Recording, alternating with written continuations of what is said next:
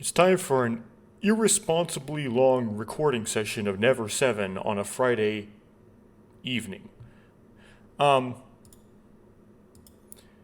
I'm having a bit of an issue with my audio tonight, so if it has more background fuzz in it, more shh, that's why. Anyway, so it's been bothering me some plot weaknesses, or what maybe I would call them plot stresses or strains. It's kind of like if you had a jigsaw puzzle, but the pieces weren't jigsawed quite right. So though they kind of fit together almost, you can kind of jimmy them and kind of bend them to make them fit and make it work. It doesn't quite fit how you would like it. Or if you have one of those Revell models where the pieces are not molded exactly correctly and you try to glue them together and then there's like gaps, and yeah, it's kind of like that. And my bone of contention is primarily on the smashing of the bell. But let's go to some prerequisite material first. I was gonna to make sure that I still didn't understand this ending or thought there was a plot stress in it. I considered going back and rewatching my footage from previous recording session, but then I was like, nope, do not break the second commandment of mystery game Let's Plays. Do not go back and watch old footage other than to make sure that it actually got recorded correctly and you didn't get audio problems or anything. Do not watch the old footage. So I got to, because you can save scum in this game, I went back here again. Only took like a couple minutes. And put a save here as well, just because I keep not doing that. It keeps causing me problems. So some prerequisites. So of course, the idea of escaping time, if you consider world religions, would, to most of us, would immediately trigger the thought of death, right? Because it's, God put eternity in the hearts of man, but man can never attain that eternity on earth, right? Man has this tendency to want to continue forever built into it, but knows that inevitably it will die. And this is why world religions, they usually are some sort of promise to go back or to return or to move on past death to some sort of state unbound by time, where you essentially exist perpetually. You don't have a time limit set on you, right? So every time I hear the phrase escape time or break free from time, to me, I immediately think death. And I would presume that Kutaro Uchikoshi would realize that when he's using those phrases. And it's part of what are the maniacal manipulations he's doing here, is he's counting on that being the case. Another prerequisite is the theme. So when you get to the end of this ending, when you get to the credits, I don't remember the exact words, but there's some phraseology that's in text, like you've managed to break free from time, but many people have not, or something like that. And that implies that he's trying to teach, it's what English teachers call a theme. Do not try to go back and fix the past. Do not dwell on things you failed to do but wanted to do in the past. There's no possible way you can go back and fix them. Time only goes in one direction. It doesn't matter. You can't. So don't bother. Don't worry about it. Just try to do the best you can in your future. Right? Just don't. That's kind of a cheap way of saying it. It doesn't sound that elegant when I say it like that, but that's basically what the theme was supposed to be of this ending. You can't fix the past, but you can fix the future. So don't worry about trying to fix the past. Don't let it hold you back. Go forward to the future, essentially. And so the people in the time loops, they keep trying to kind of try to fix things they can't fix, and should just move on. It's like people have not moved on from something. So you would think that this ending, as we go through it one more time, would be about trying to enforce that theme. So let's continue. So we have, usually, if you don't do the choices perfectly, when if you don't choose to go run after Kurumi, Yuka does, and you end up running after Yuka. If you do, you go, and then Yuka, who would have originally planned to, because that's what you've done otherwise, runs after you because she wants to save Kurumi and not you, because she wants to leave you behind so that you don't die, essentially, and go or get caught in a time spiral. However, this plot, for some reason, this dialogue, this internal monologue, completely seems to very much forget that the whole point of them running here to the shrine was to save Kurumi. They just it's just kind of an afterthought. They just, Yuka and Makoto get here, and then they're all talking about how do we go in there and not get sent back in time again. That's the whole problem. It's like they've completely forgotten that this is about saving Kurumi. It's just something that the author just kind of haphazardly threw in there to give this lame excuse for the main characters to go back here. Now, I haven't really seen other endings besides the Yuka one, so I don't know if you don't do the Yuka route, whether Kurumi goes missing on day 6 on the first pass. And so because you're supposed to have seen those endings, because those are more probable before you get here, then you kind of oh yeah, Kurumi goes missing, yeah, this is what happens. But to me, it's kind of weird. It's why don't you just try to run up? You're just trying to save Kurumi. That's all you need to do. You can literally just run up to the entrance and yell at Kurumi, "Hey, Kurumi, if you're in here, Kurumi, there's an earthquake coming. You don't have to, you got to get out of here. It's going to collapse. There's an earthquake." Right? And then she'll ask, "How did we know?" You go, well, I don't know, but just trust us. You can stand here. In a few minutes, there's going to be an earthquake. The only problem is if if she's injured or passed out in there, and then they'd have to run in. But they can do things. It's they're forgetting that they're there to save Kurumi. So that's a little bit of a stress, right?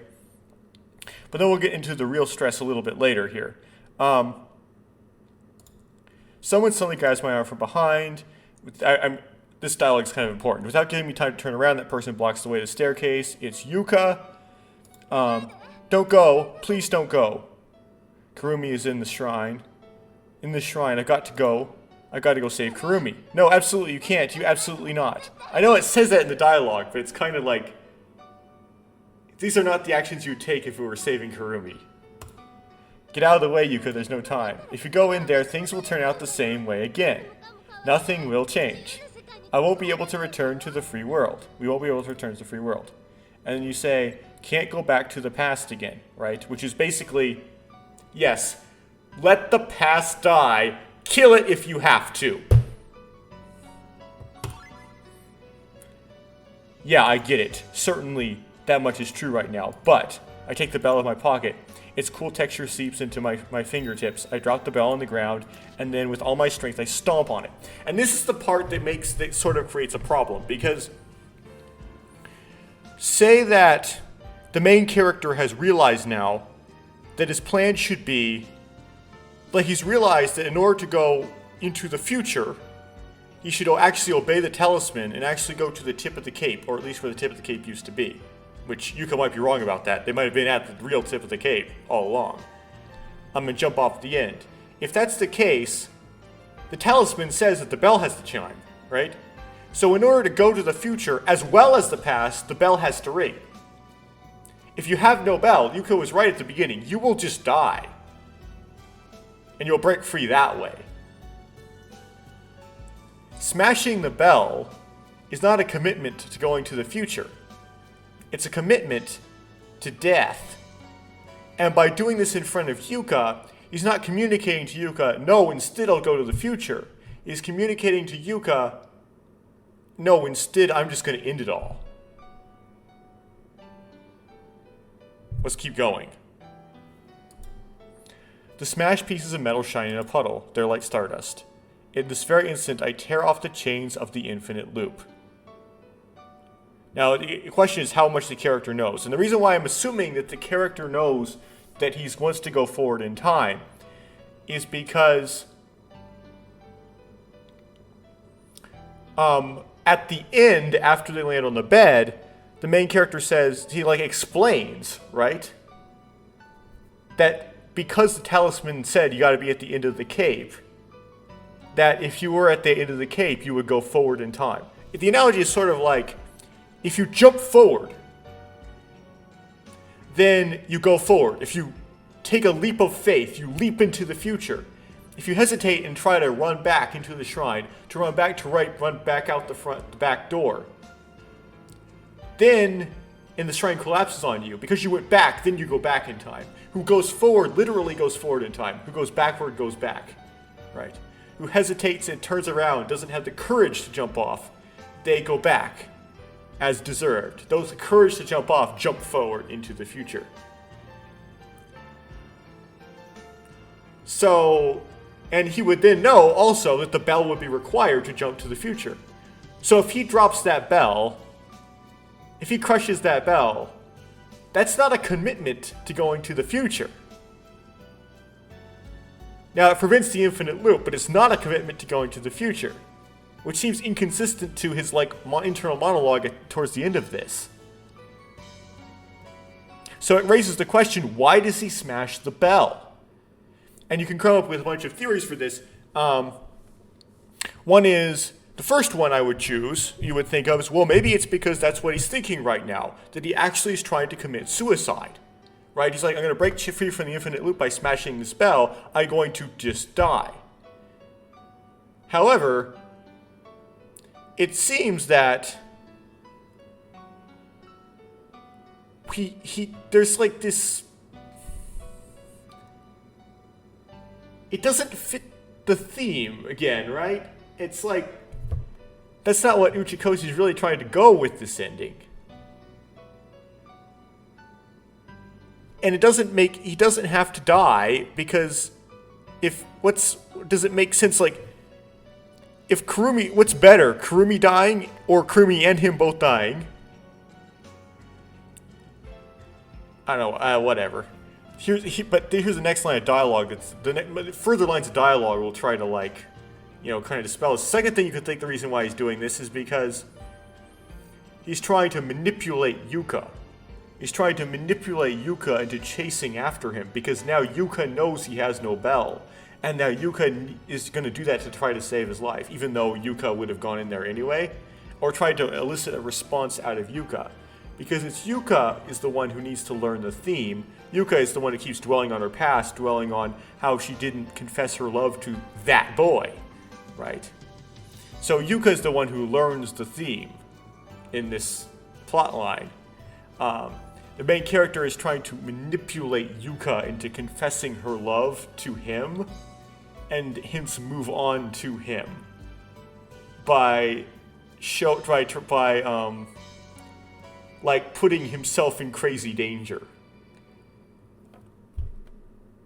and making it so that I'm not going to mess up this time and not say I love you before you die like I did with that boy. The problem is that also doesn't really fit the theme. I don't know. This is the end. Makoto, I can't go back again. I can't go back to the past. I will end everything here.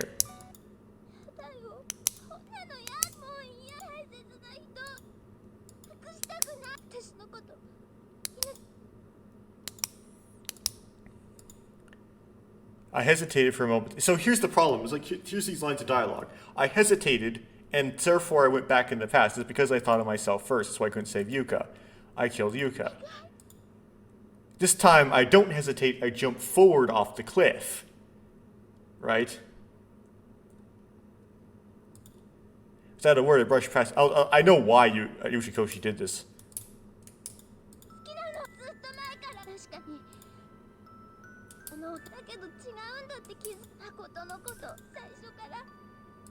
Okay, and then Yuka gets the theme.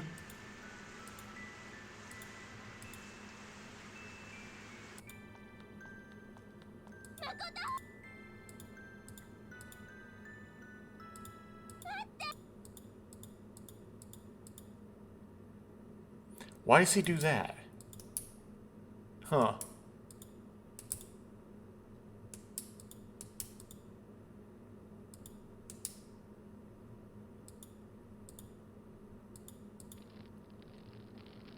Okay.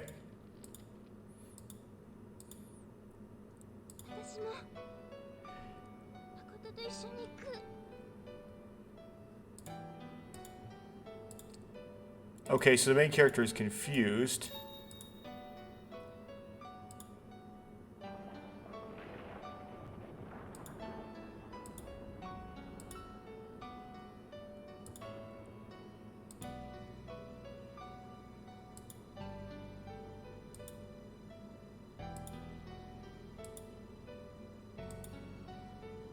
Okay.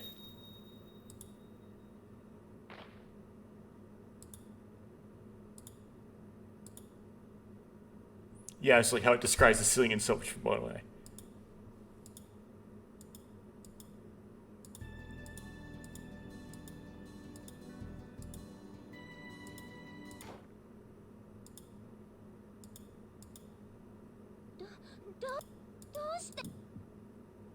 Okay, so basically the main character had no idea what he was doing. Okay.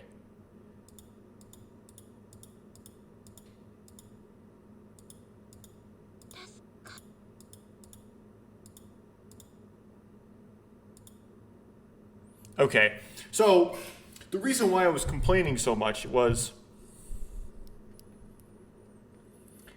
it seemed like if you go later on this dialogue, the main character would have had it planned out. Like, Makoto would have had it planned out.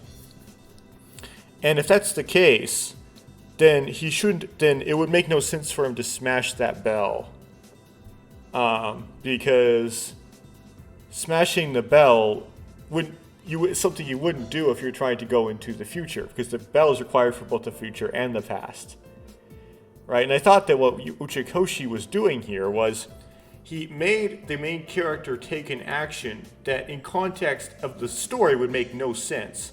Because he's trying to fake the viewer out, right? He's trying to make the reader go, okay, so they're committing suicide, and continue to think that until the last minute, until he goes, oh yeah, never mind. But then he's cheating in doing that by leading you astray into this nonsense thought that they're going to commit suicide by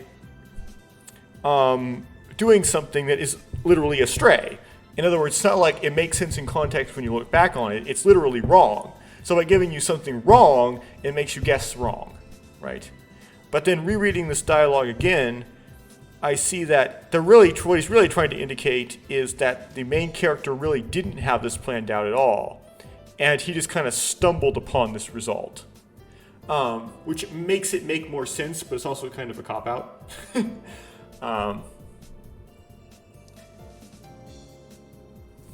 Okay.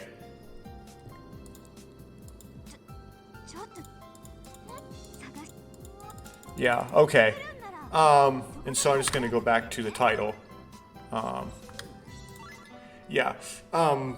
You don't have to really worry. I'll leave that in the recording, but you don't really have to worry about that at all afterwards. He just basically, he's playing the whole game of, the main character just didn't know what they were doing.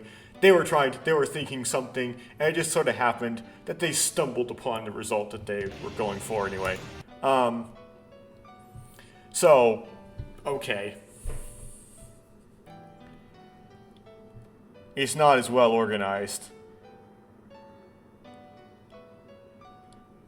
Let's go to extras. So I went back and checked. So I did that. So it's like stopped me like kind of with fuzzy memory, sort of like worrying about plot weaknesses in part of the plot at the end. Turns out just as much as a twist for Makoto as it is for the player.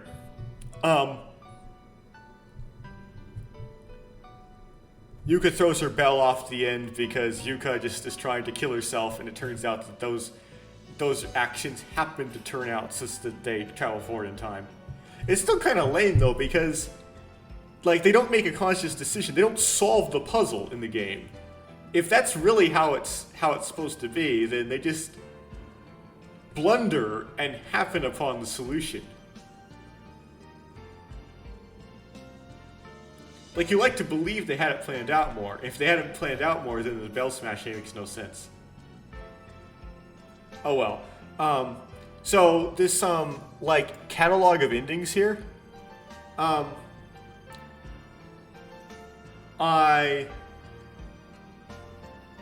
check the original files, which again I'm not using because I can't get the background music to play because there's no way I can buy a disc for this game.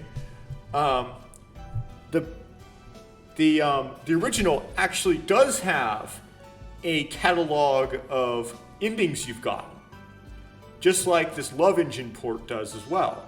So when they put this in the Love Engine port, it isn't really that much of, isn't like a cheat because it was in the original.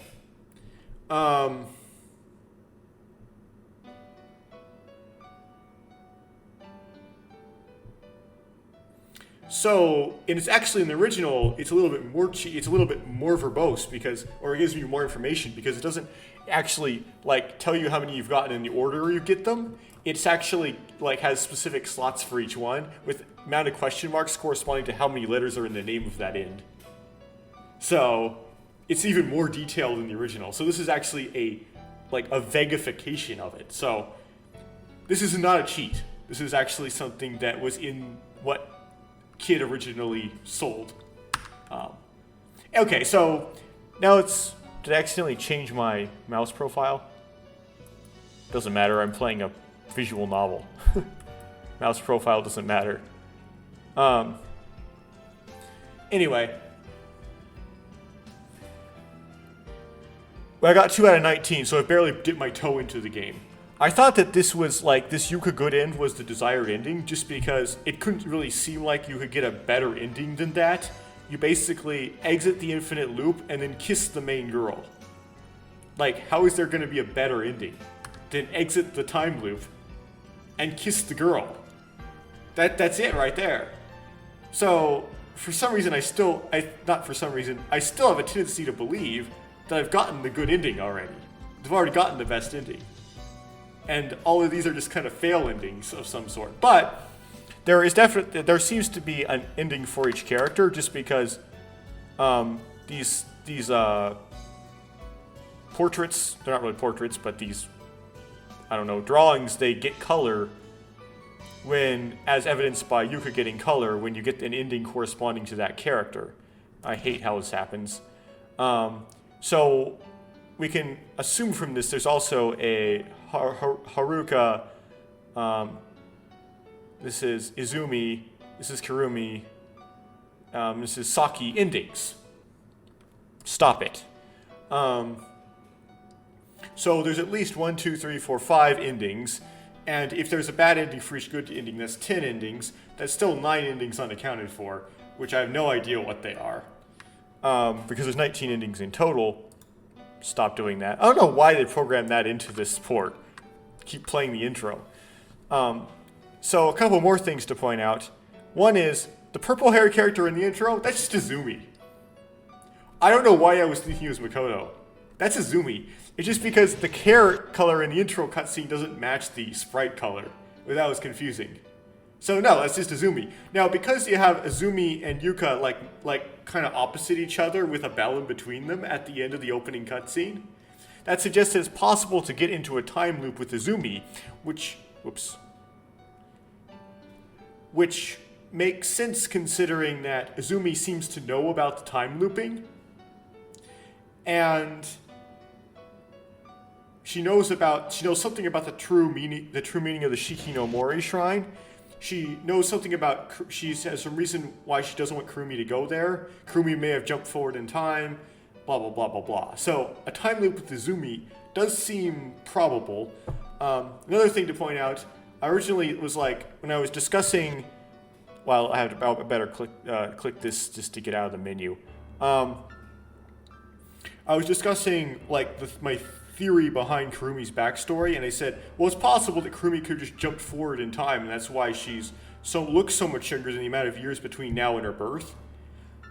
And I was like, but we know that the time shrine doesn't work that way. However, when we got that ending, we just showed that the time shrine can work that way, in fact. So now that breathes life into that idea, and dampens the life into the original idea that she was some sort of clone replacement. That's pretty much dead at this point. Okay, next thing. I know that bald eagles, when they do their mating rituals, part of what they do is they like lock talons and then they tumble down together towards the ground and then they unlock talons when they're just about to hit the ground. It's one of the, which makes me sort of think that Uchikoshi may have had that in mind when he wrote Makoto grabbing Yuka and then jumping off the cliff and fluttering down in a bundle. I don't know, but that might be something. Not sure. Anyway, let's try to find other endings, shall we? Finally get to that.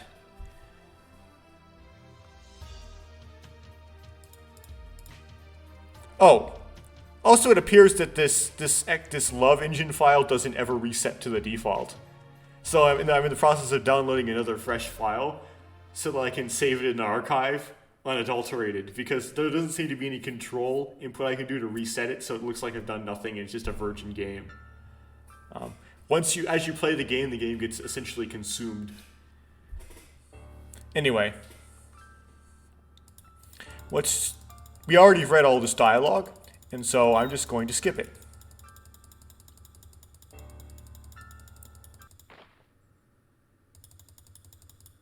So we described the ceiling very specifically, and at the time I was like, this is really silly, but that ceiling is where you tumble out at the end, and so the ceiling is very plot important. But the specific details of it, I don't know why, but the ceiling is important, so maybe that justifies this a little bit. Intro! Watching it again, I assume.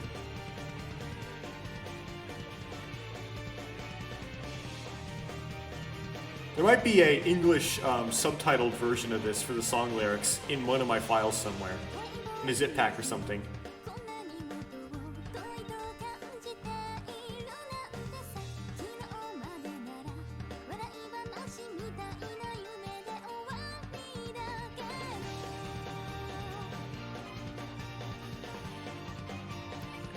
It's very typical, like, anime pop melodies. Or Japanese pop melodies.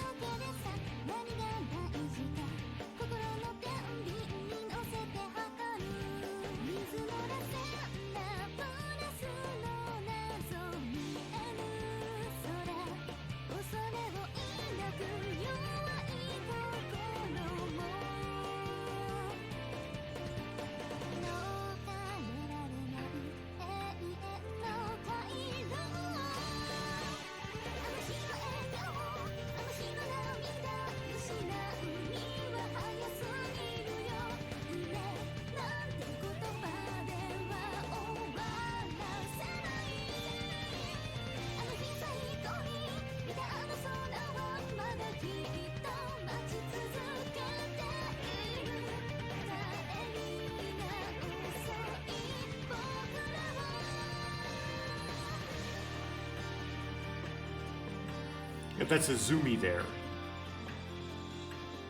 That's fascinating.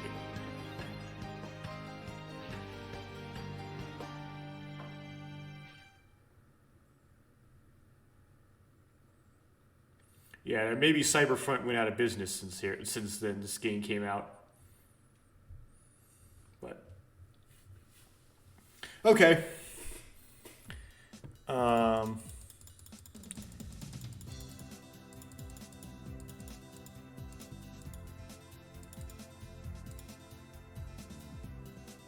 Okay, pause on that dialogue a little bit.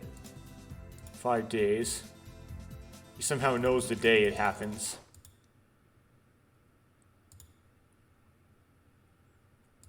Yuka shows up.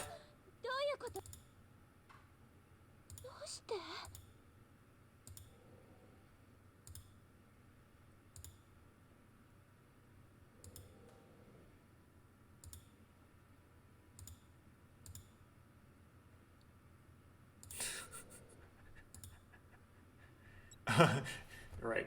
So now I'm going to do some save scumming. Yay. I like save scumming. Okay. So we're going to try both of these and see which one causes Yuka to spit out the most information. Because if I can't really imagine this choice really mattering for which ending you get, but if we are trying to search through, we probably want to get the one that's the most verbose.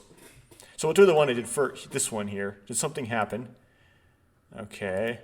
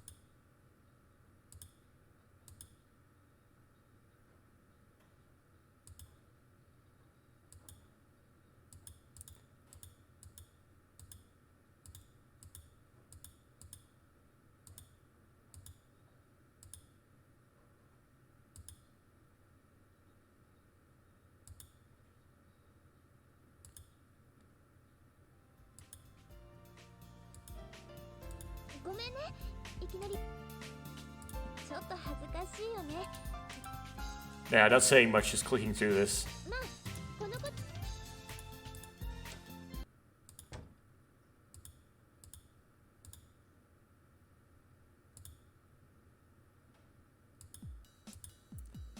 Yeah, okay. Yep, that makes sense now. That's something I didn't really think about. Well, what I first thought was, didn't they meet each other before sometime in the deep past? That was my explanation. And of course, that was wrong. It's because they met each other before at the camp, and they went back in time. Okay.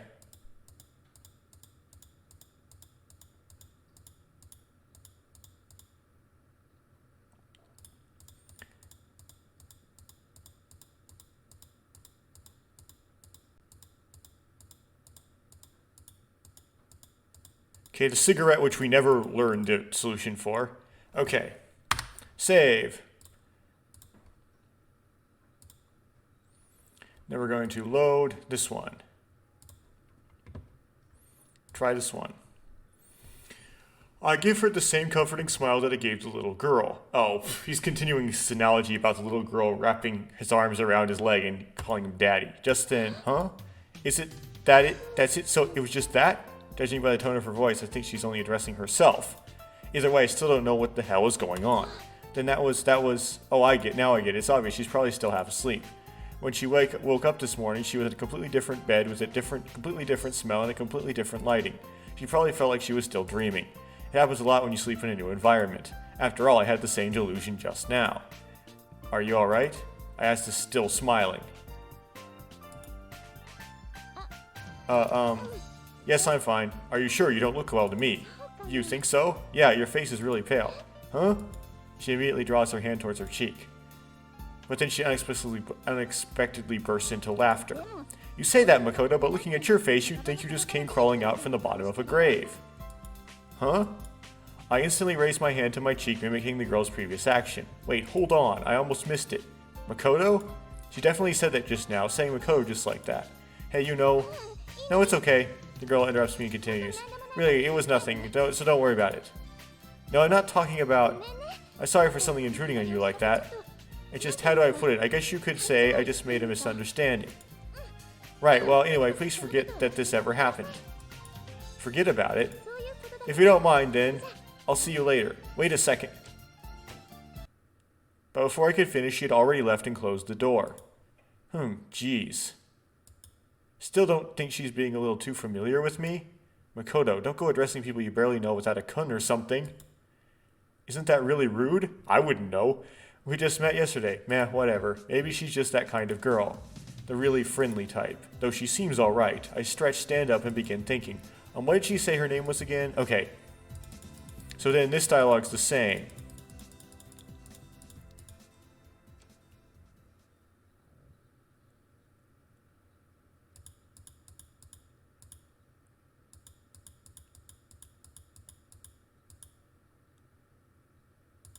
Okay, ashtray.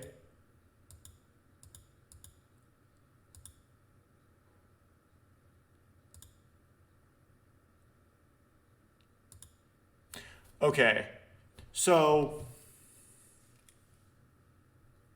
I'm going to write this down. You seem to learn slightly more information if you choose ask, are you okay?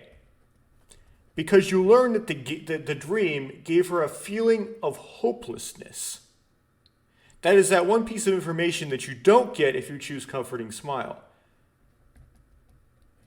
So I'm going to write that down. Ask, are you okay? Gives feeling of hopelessness information. Now, I'm pretty sure that that choice doesn't matter. That's like a non-consequential choice. But we are definitely going to go for this save file here, which was the one that I got from what? I want to hit load. I got from choosing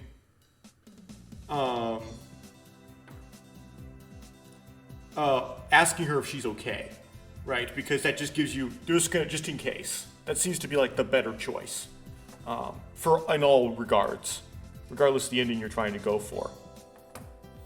So try to put my thoughts together and just relax. So I'm going to see. I think put my thoughts together is probably going to be the better choice because it's the most verbose. Okay, so then the camp, the seminar camp, he doesn't go to class, so he doesn't know what it is, but anyway.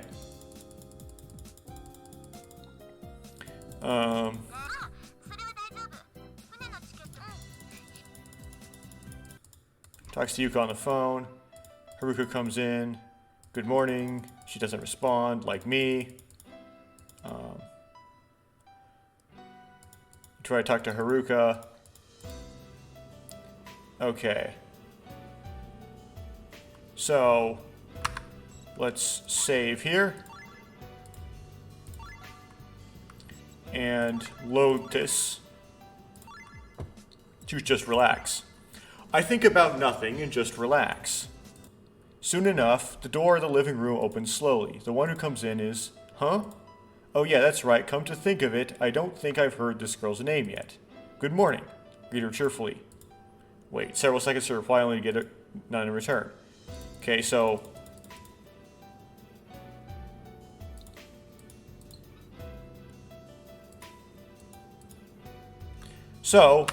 we're going to load the original.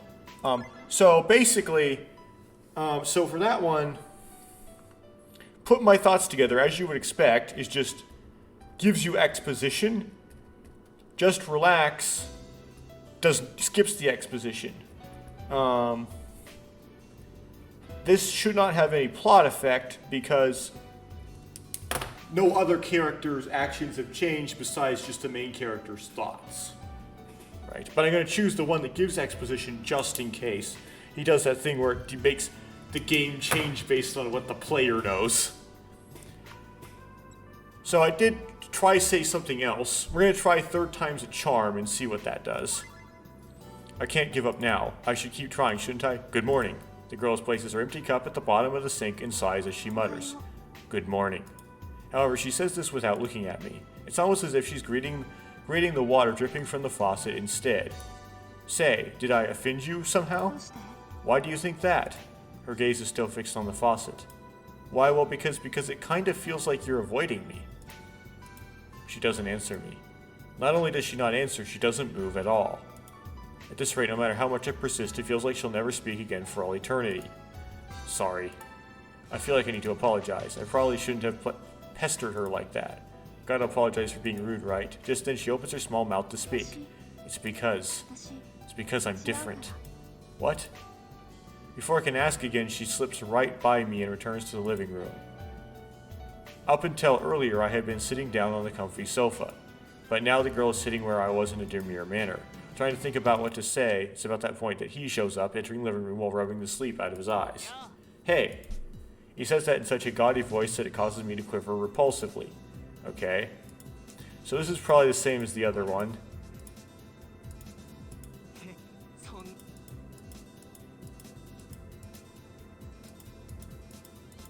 Yes, you're stealing all his girls. Because you're the player character, that's your job.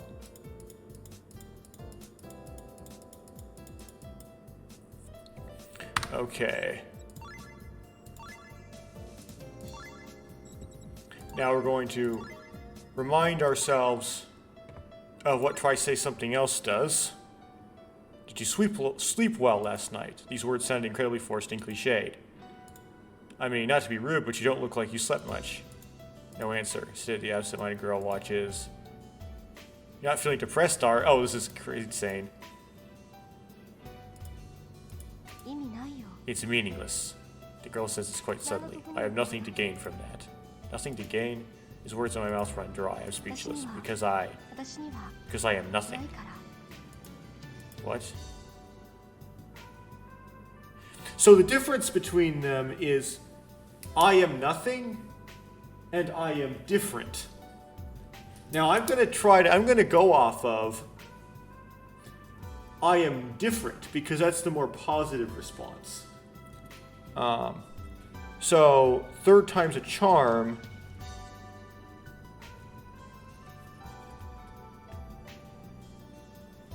Gives I am different, which is probably the response that you want because that's more descriptive. It gives you more information, right? So, because that's the first one I did, all I gotta do is load it. Okay, cool. So, recall last night's events and talk to Okuhiko. So, recall last night's events gives you the exposition. I'll do that one first here.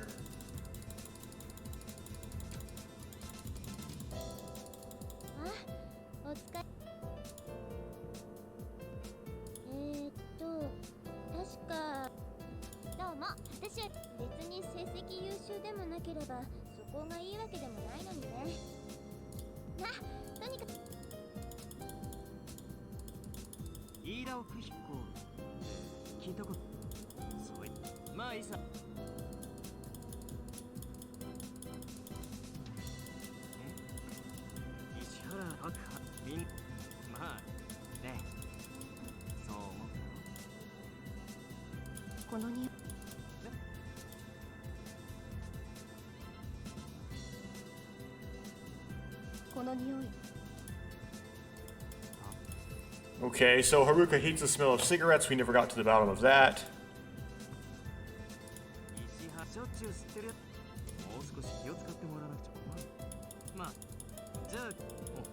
Okay, Okihiko accuses you of smoking. Good morning. Okay.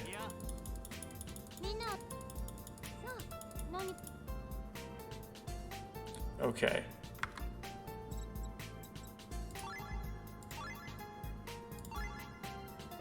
Now we're going to go back to here.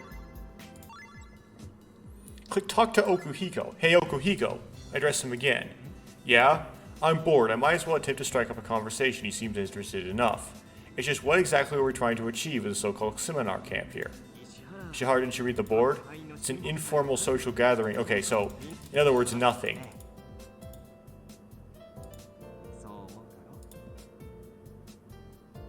Okay, so that means that, okay,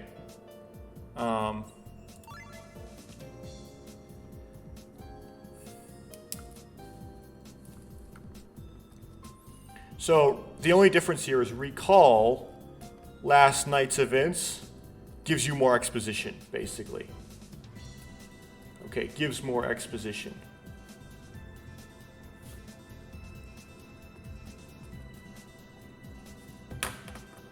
So we're going to do here. So, okay, you can cook, and that's not it. Do we have ingredients? So, let's try either of these. You can cook. Yuka, you can cook. You're not doubting me, are you? No, it's not like that.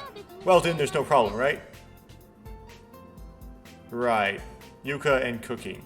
For a while, I get lost in my fantasies as I connect the two together. A girl's cooking. It's impossible to describe just how overjoyed I am as a man by this situation. Is there anything I can do to help? I try asking you this as I feel like it's the right thing to do. Huh? No, it's okay. Just wait and watch some TV. I can do this all by myself. I see. I think it'll probably take about 15 minutes. Some toast's okay, right? Okiyo gives her a quick nod as if to say, I'll leave it to you. I follow suit. What about you, Haruka? Are you okay with toast as well? Haruka gives her a slight nod. Okay. Well then, I'll be done soon, so wait a bit. Oh, that's right. I remember something and instantly try to draw Yuka's attention. What is it? There's something I'd like to ask you. Do you smoke?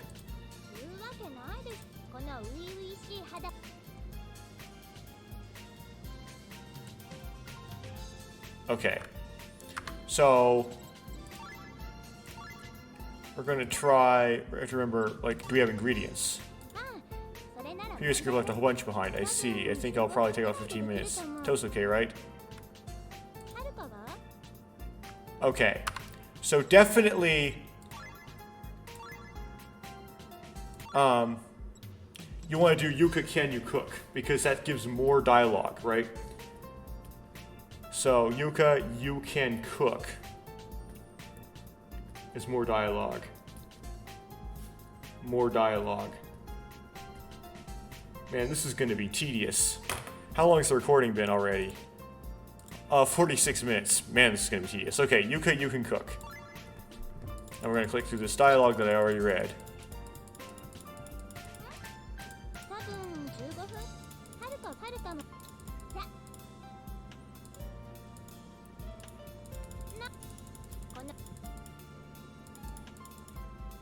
Which one was the one who smoked? Yuka, Haruka, Okuhiko. Implied Okuhiko isn't because... Huh. Okay, we never figured that out. I actually have no idea because there isn't anything in the further in the game that gives any evidence to either of them smoking besides Haruka's voice actor. Maybe it's a little smoky, but likely not.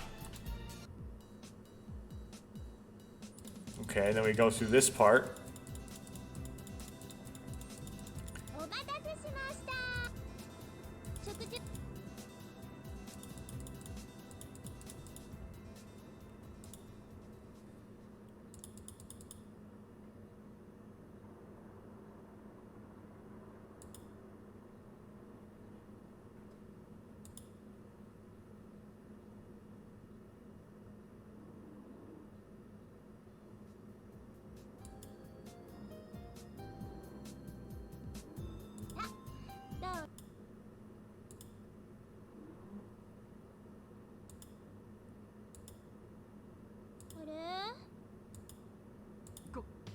It's implied that Yuka likes it.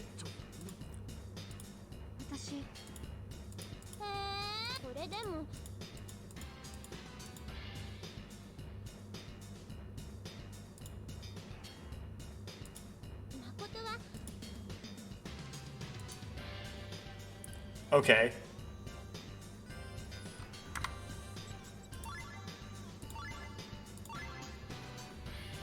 Man.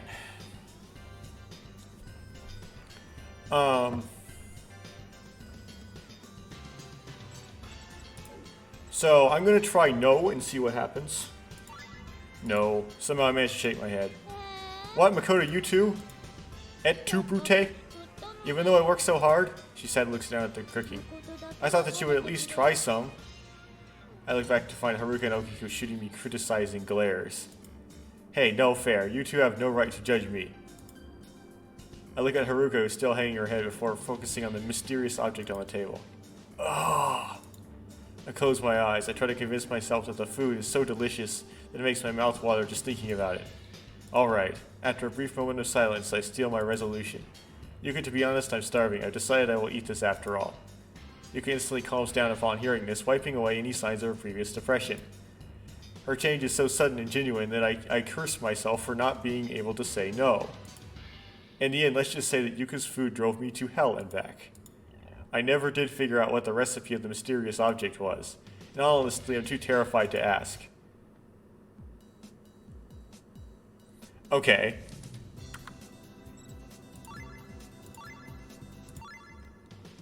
Try yeah.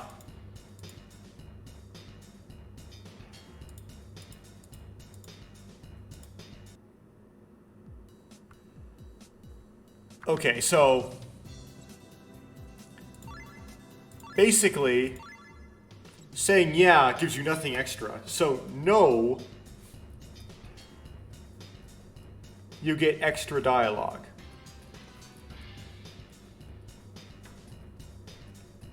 So we're gonna go with no. Let me keep going. Trying to figure out what all the right decisions are.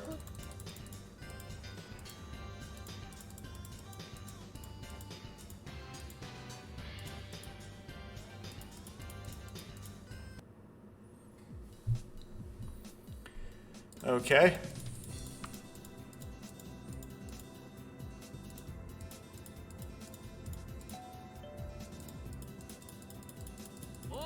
Get the pizza.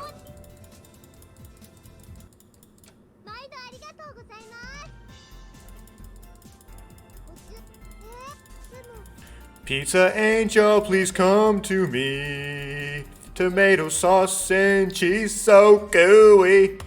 Anyway.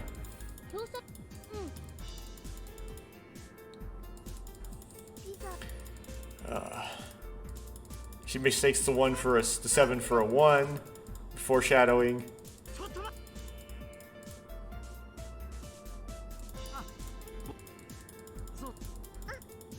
This stuff happens.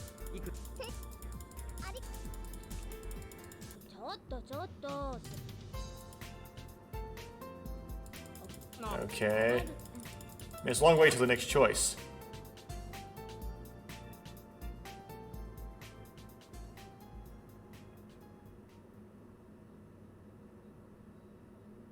Okay, so last time I backed up Haruka.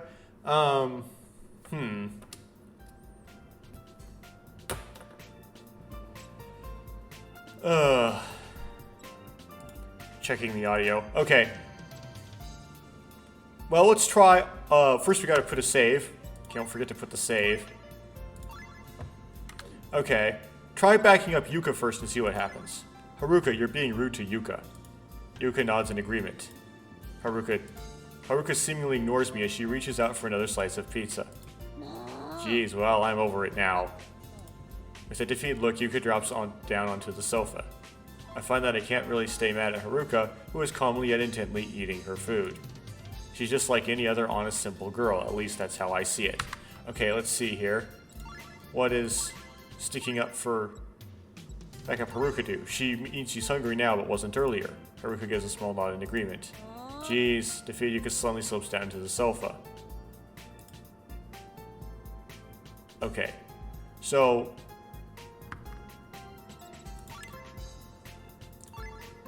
you get slightly more dialogue if you back up Yuka. So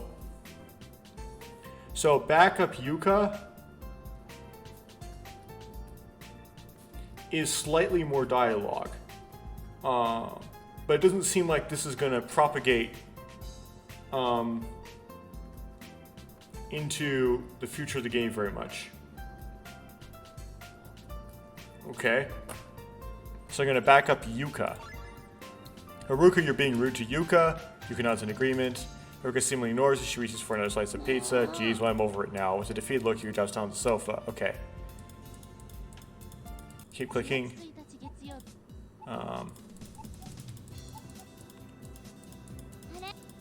Cuckoo clock exposition.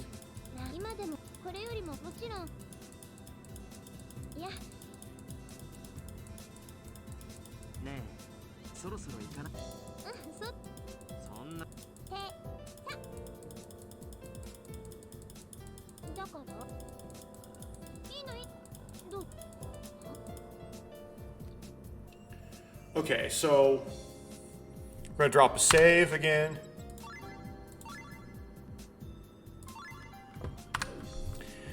So we're gonna try What do you mean, seminar? Camping as in seminar, yeah, it makes sense, but what does it mean by seminar exactly? What, are you kidding, Makoto? No, I'm being totally serious. I rarely went to my classes, so I'm completely clueless about things like this. Just for random FYI, when I went to college, I did go to all my classes. Given I would get, when I was a freshman and a sophomore, I'd always show up a half an hour early to all of my lectures and wait outside the lecture hall. When I was a senior, and when I went to grad school, I would consistently show up 10 minutes late to lecture every time. I just got later and later and later, and like I went through the start time and eventually just got late. But I would never do my homework unless it was graded. And the 3 classes where it wasn't graded and I didn't do it because it wasn't graded, I got A+, so it worked. You might go, well, that's probably not because you didn't do the homework, it's because no one else in the class did the homework and you had a predisposition to do better relative to them if the case was no one doing their homework. But, okay.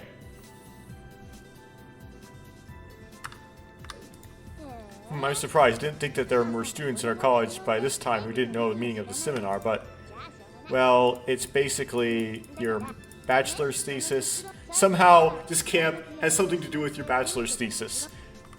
This doesn't make any sense when you consider the rest of the game, but okay.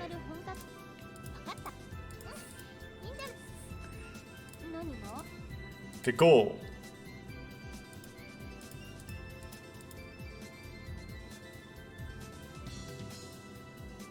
Okuhiko thinks from the start there was no goal. If there truly is one, then it's only to deepen the bonds of friendship between the group members. Is he right? Close, that's close, but it's a little different from that.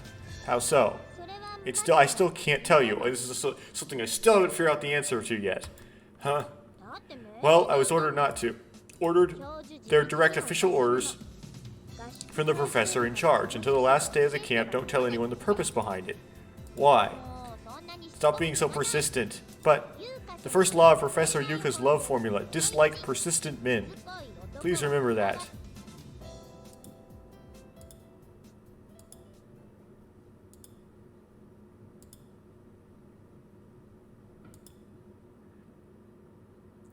Okay, let's try, don't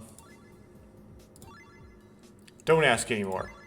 It's enough for me, really? I can tell Yuka's a bit dubious. I take a look over the shoulder, Okihiko's behind me and Yuka walking next to Haruka. Okihiko's trying to start conversation. Turn my head back and says,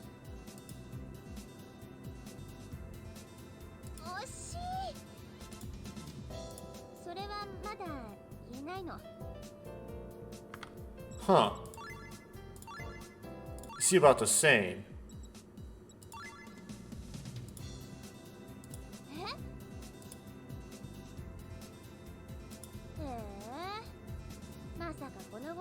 Okay, so this is definitely the way we want to go. So you get a lot more exposition. Exposition with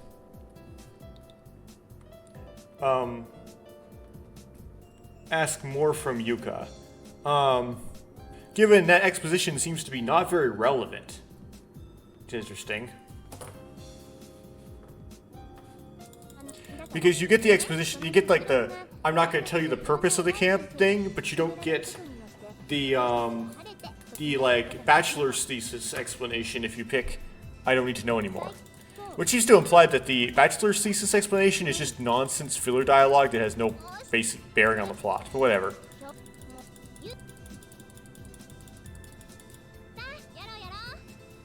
Okay, alright then, let's play.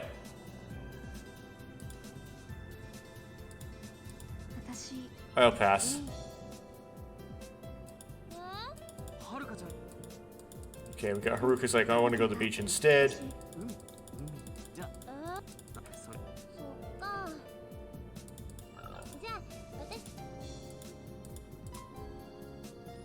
Okay, I'm going to pause the encoding here because I need to take a little break, and then I'll come back to this. Okay, I'm back. When I experienced this story for the first time, it was pretty fun, right? I was reading a new story. Doing this a second time and figuring out which is the right choice to make, man, this is work. This is not fun, this is work. This is quite wearying. Anyway, let me check and make sure I see what my last save was. Okay, so we definitely need to save here. Cool. So I'm going to discuss this a little bit. So I'm pretty certain that the previous 8 choices, which were the first 8 choices in the game, none of what you choose there affects anything as far as what ending you get. It's just, most of those are just how much exposition do you want, more or less, or they have very little consequence. Now I noticed that ask if she's okay is a little bit better than just give a comforting smile. But it doesn't make a whole much difference. Third chimes of charm with Haruka gives you I am different as opposed to I am nothing, which is a little bit more of a meaningful statement, but I don't think it actually makes any difference further on in the story at all either. So, yeah, I'm pretty sure that nothing matters until here. Now, here, likely, every time I restart from here on out, I'm going to, instead of hitting new game, I'm going to restart from this save file right here.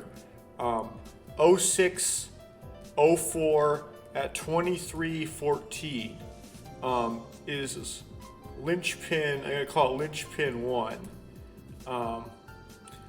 And the reason is, when you go the Yuka ending, well, okay, when you play tennis with Yuka, if you can beat her the first time, or she can beat you. It depends on if you solve that puzzle. I don't know if there's some secret ending you could get if you manage to beat Yuka in tennis the first time, but you can, because I got spoiled on the first day. But then she always beats you the second time, and you make a bet with her in between that whoever won gets to ask the other to do whatever they want, and they have to do it, right? Allows them a free dare, essentially. And Yuka mentions this in the Yuka ending. So you have to get that to get the Yuka ending, I presume. And choosing not to play tennis with Yuka locks you, I presume, locks you out of the Yuka ending. So what I'm trying to say is, I'm pretty sure that this is a super important, big branching decision right here.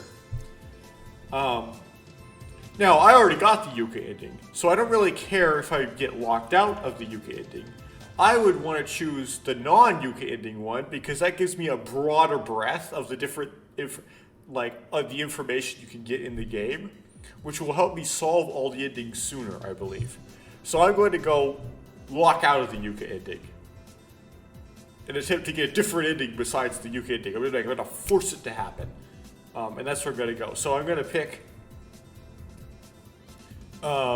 I also want to go the ocean, and because this is a big branch, it's going to be a while before I see the result of both choices. So I'm not going to try both or anything.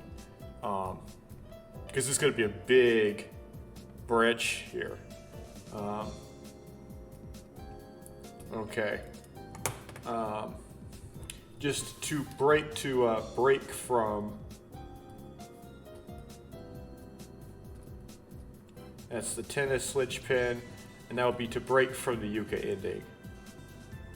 Because I don't know if the Yuka ending is like the default. It's what you get if you don't do something exotic. It may not be like the specific good ending. It might actually be the default. This game might have a surprise for me. I also want to go the ocean. And now we'll learn some new stories, so that we have some fun again. Wait a minute, Yuka. I never said I was going to play tennis. Huh? I'm also going to the ocean. Huh? Okuhiko faintly clicks his tongue, as if to say, it was a very quiet sound, but I definitely heard it. If he's trying to be discreet, he's not doing a very good job of it. Geez, and I was looking forward to playing too. Well, I figured she'd say that. It's impossible to play tennis solo. Ha. You can look so depressed that it's making me feel guilty. But that's just the way things work. In groups, the majority rules. This is brutal. As Yuka begins to walk away, I call her over. Hold on, what are you trying to do? What do you want to do with these? I point towards the rackets. I notice that Haruka has left hers the way it was, leaning against the bench. Huh? Oh yeah, I know. I'll go collect and return them. Yuka rudely snatches mine out of my hands. She seems a bit mad. She takes the racket from the bench and swings it wildly. It spins rapidly. Yep. She peed. Just then I notice something, but by the time I think look out, it's already too late. A thick sound rings out. Okuhiko gets racketed. Aw! The racket smashes into the back of Okuhiko's head. Okuhiko collapses on the ground in a daze. Panicked, Yuka crouches down and shakes his body. He's knocked out. What should I do? Divine punishment, huh? Why must I receive that? No, to Okuhiko. Not you, Yuka, huh? Where's Haruka? I've lost sight of her. I look around, found her. Haruka's already far away from the tennis court. Yuka, I'll leave this to you. What? Don't just go acting rashly. I'm going to go stop her from acting rashly. I shout this over my shoulder before chasing after Haruka. She disappears as she goes around the street's corner. Even though she shouldn't be far ahead, I still lose sight of Haruka at the forest path. When I come out of the forest road and into the coastline, I arrive at a crossroads. There's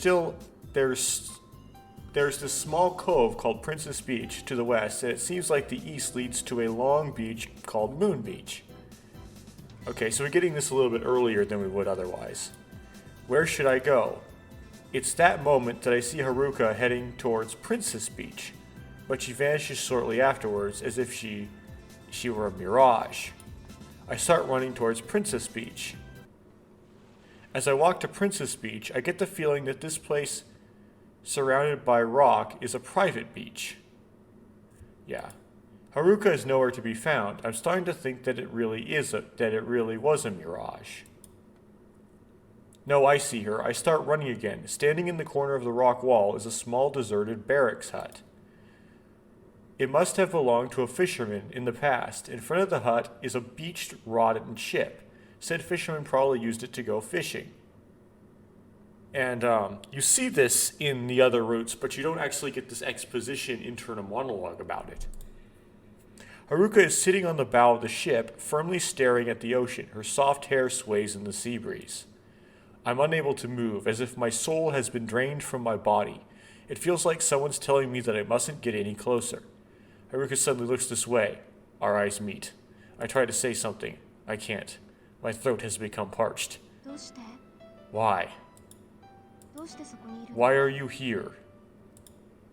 I don't really know. Why? As I gaze into Haruka's large eyes, I can neither answer her nor move.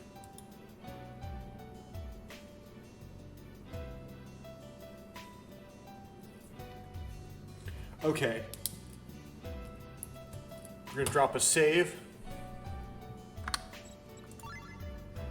Figure out which one's the better one. Whoops. Okay. Did not actually save. Yeah, it did. It dropped this one, right? Okay. I should have put Haruka in the thumbnail. I goofed. Okay.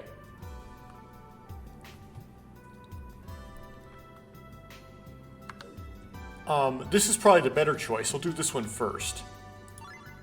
Because I also wanted to see the ocean. I instantly saw the first words that come to mind. I wanted to see the ocean. Me? That's complete. Then what was the real reason? I don't understand that either. Haruka says nothing. She suddenly turns away from me and looks out towards the ocean. Did she figure out that it was a lie? As she begins to walk out towards the ocean, I call out to her. Oh, wait. Just as I'm about to continue speaking, I hear Yuka and Okiko's voices in the distance. Makoto, Haruka, where are you? Haruka-chan! I turn around to find small human figures walking down the coastline road. Hey, over here! Oh, just as I raise my hand to wave, my mouth is covered from behind. I cock my head in puzzlement. It's Haruka. Before I knew it, Haruka had come up behind me. Don't move. I kill you. She's covering my mouth with incredible strength. Her glare is piercing me. Can you be quiet? All I can do is nod. I clumsily nod countless times. Satisfied, Haruka lets go. As I take a deep breath, she quickly grabs my hand and jerks me along. Come on. Yuka and Okihiko's voices are getting closer. Haruka swiftly climbs up the wrecked ship. She drags me towards the deck. I exclaim in surprise as I board the ship.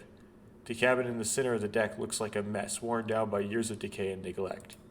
Despite the danger, Haruka enters the cabin. I frantically chase after her. It's pleasantly cool inside the cabin. On the tattered walls, I see several bugs here, and they're crawling through gaping holes that allow me to see outside. A sea roach enters the room. Haruka is staring at it. For some reason, her face brightens up. Does she like those things? Yeah, that can't be. Let her ask you, do you like them? Okay. So, let's try... attempt to put my feelings into words. Is you, you? Well, by you I meant what? No, it's just I came chasing after you, didn't I? That's what I meant by you. I don't understand. I don't get it myself either. I honestly don't. As if trying to dodge her question, I laugh, but Haruka doesn't even try to smile. It doesn't matter. Huh? You didn't need to talk to me, because I'm different. Different? Because I'm different, it's fine. What do you mean, fine? Just as I have to continue speaking, I hear Yuka and Okihiko's voices in the distance. Okay, so this is definitely the better choice. So, try to put my feelings into words.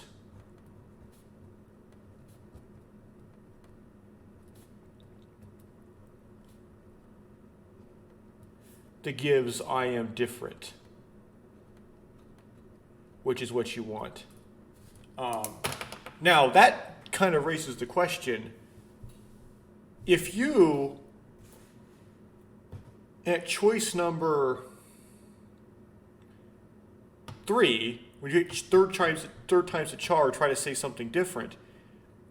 If you say third times the charm, she says, I am different. If you pick, does that translate to her saying I am different here? And then if you pick, try to say something else and she says I am nothing, does that mean that she says I am nothing here? I wonder if it propagates down.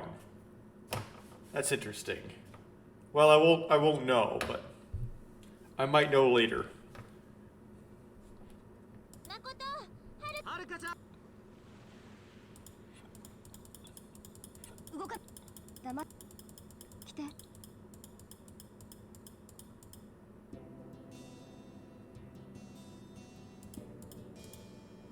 Okay, we're gonna drop another save. We're gonna put Haruka in the thumbnail.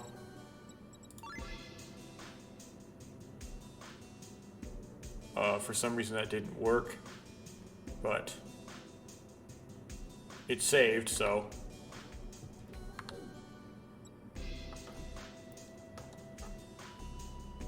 We're gonna try not can't be first, because I think that's the lame choice. That's the lame choice. Not can't be. No, that can't be. I don't understand what she finds so fascinating about them. Maybe she doesn't actually like sea roaches. But it's perhaps studying them for scientific purposes. Maybe she intends to write a thesis about the ecology of sea roaches in the future. Yeah, that's right, it must be that. That's why she's observing them so intently. Hey, how's your research going? I tried casually asking her about it. Thank you. Research? She looks at me with a bewildered expression. Huh, I was wrong! Soon we hear Yuka and Okihiko's voices and footsteps approach us. I don't think we need to a dream place like this. Okay, so I think this is where it's going to converge. Let me do a load. Do you like them? Okay. I try asking her. Haruka nods. Huh? Why sea roaches of all things? I can't understand Haruka's tastes. Well, what part of them do you like?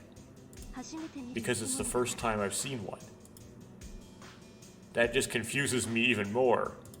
It's not like what she said, but rather her logic, which is like that of a kindergartner. They're always excited over things they have never seen before, particularly extraordinary things. That's probably why she doesn't find them revolting. Just like earworms or atractylodes. They're all living, aren't they? I have no clue why I just said that. However, Haruka quietly nods as if she understands me. Yep, that's definitely the right choice. Okay. So you want to do you like them?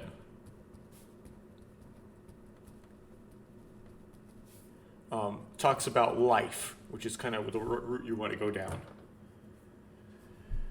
Okay. I don't think they went to a dreary place like this. Geez, I wonder if Makoto's found Haruka yet. It was a mistake to leave it to Ishihara. Makoto's just spacing out. Yuka, don't ask about people behind their backs. Don't just agree with whatever Okuhiko says either. And why are you saying my name without any honorifics?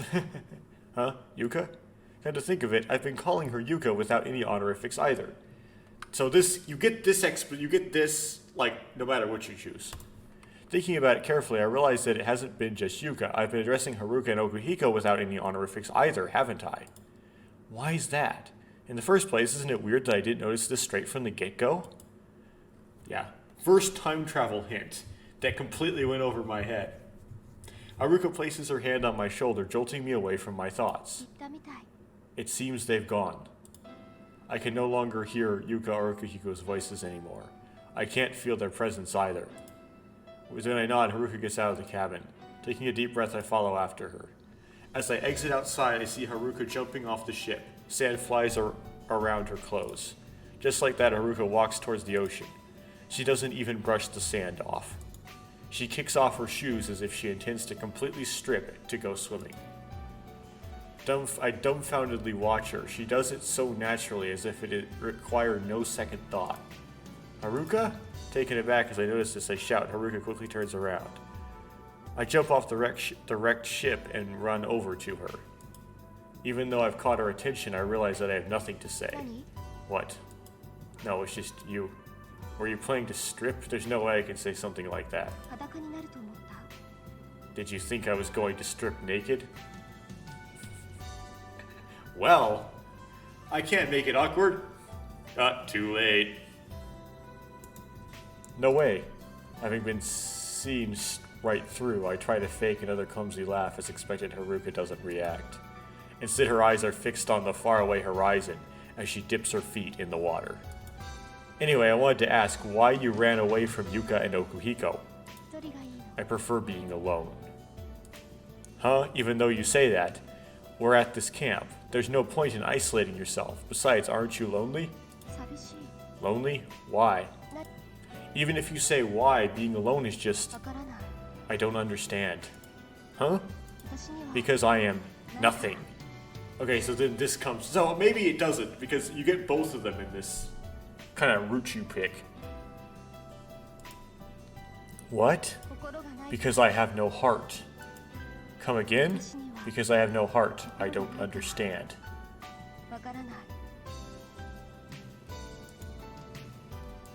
Haruka walks away without even looking at me. What was that? I don't get it at all. I have no heart. What is she saying? And you do get this eventually, if you go the Yuka way. But it takes like a couple days, right? It happens on day 3 or something. Though I want to ask her more about it, I swallow my words. My eyes are completely captivated by the sight of Haruka walking down the beach. The atmosphere is unworldly. The waves go in and out, striking Haruka's nearby transparent bare feet rhythmically. Haruka's legs shine as they are bathed by the sunlight. The wind plays with her hair and gently caresses my face.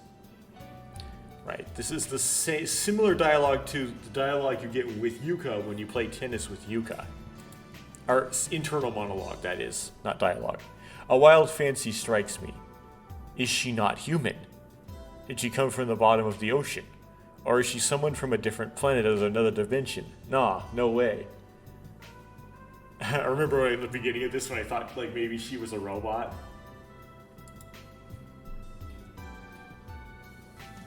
I wonder how long I've been watching Haruka.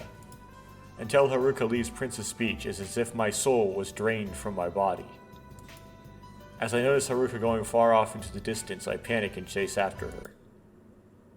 At the same time I catch up with Haruka, I see Yuka and Okuhiko heading towards us from the other side. Ah, found you. Just where'd you go? Jeez. She tells us that they went looking for us, but came back after searching Moon Beach. Because they didn't find us, she said they decided to wait back at the lodge. I quickly come up with a quick excuse, and then I say, we'll finally met up here, so we don't need to go back to the lodge. So the four of us decide to leave for the shopping district. Well, considering how deserted that district is, leave for might not be the best way to put it. So by we, Yuka, okay. The moment we arrive at the top of the bank, we are rewarded with a grand scenery that stretches out as far as the eye can see. The crimson-colored sky starts fading into even darker colors. We're walking by a long crescent-shaped beach, its sands as smooth as velvet. There's nobody here except for us. The only sound is the soothing noise of waves crashing against the shore. The sea breeze gently brushes past my nose. It carries a sweet smell that is rather captivating. So this is Moon Beach. I can't quite hide the awe in my words. Well, didn't I tell you that this was a good idea? Yuka says this with pride. That's right, on our way to the shopping district, Yuka suggested that we climb the bank on the east side of the road to see this sight. Yeah, you were right. I say this sincerely. So this dialogue we've already seen, right? This is a convergence. So by this I would presume that the Yuka ending is the better ending, because that was definitely the better scene, right? As far as just overall things working out well. I mean, maybe the Haruka one was more interesting, but people were happier if we did the Yuka, right? They did the Yuka choice. You're unlikely to see such a beautiful sunset in the city. I haven't felt this moved by such a breathtaking scenery in a long time. The distance from the top of the embankment to the sandy bottom is about 2/3 of my height. So this is the part where that Haruka trips, right? Despite the height, Yuka easily gets down onto the beach. Okuhiko and I go after her. Then at that moment,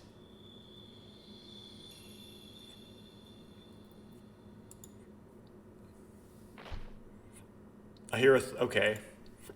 And then that happens again.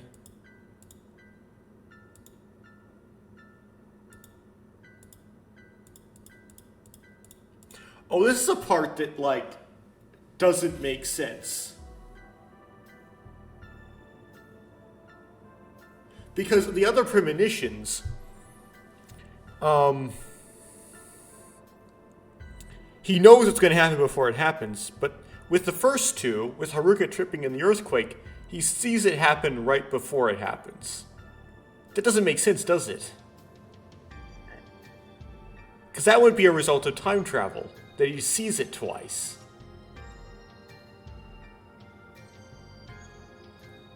Huh, looks like there's some first installment weirdness going on here, where when Uchikoshi started writing this, he hadn't quite figured out how he was going to do these premonitions yet, and then he forgot to go back and fix them in post.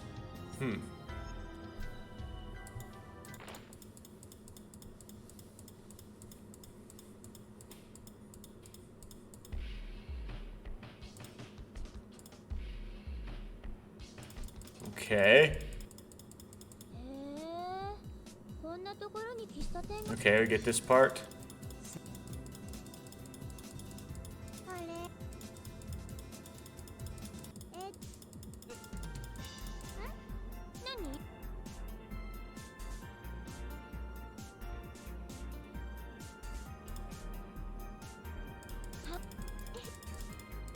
I think this is the same.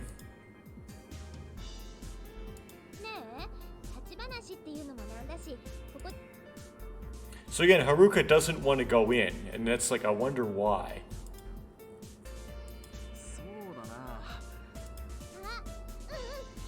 It seems that she somehow knows something about Kurumi and Izumi.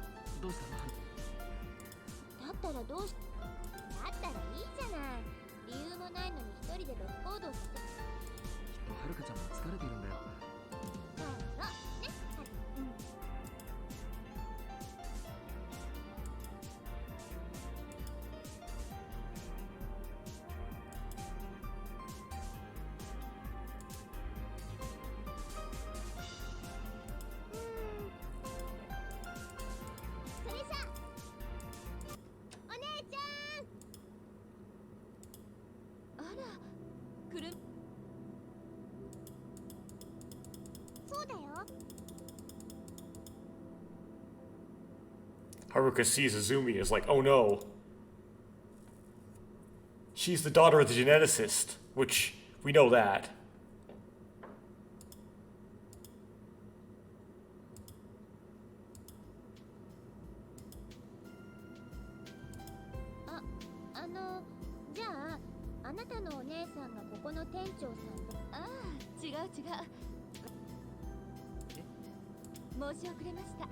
I'm gonna look at the backlog. So Haruka is silently staring out the window at the scenery. Her face is expressionless. She's like a soulless doll. So it really was just my imagination after all.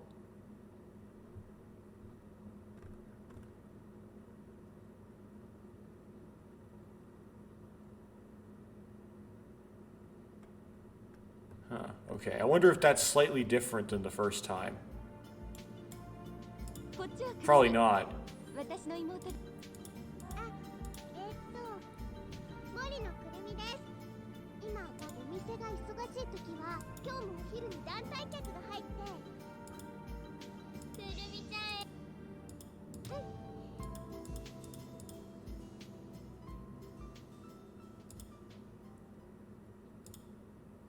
Orino.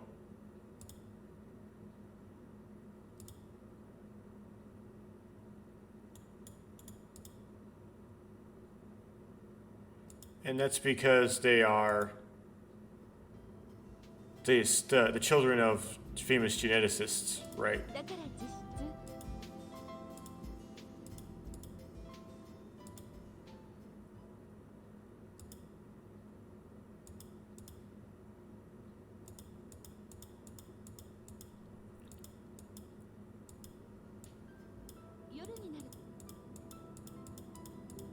Okay. Then we learn that Kurumi is supposedly much older than she looks.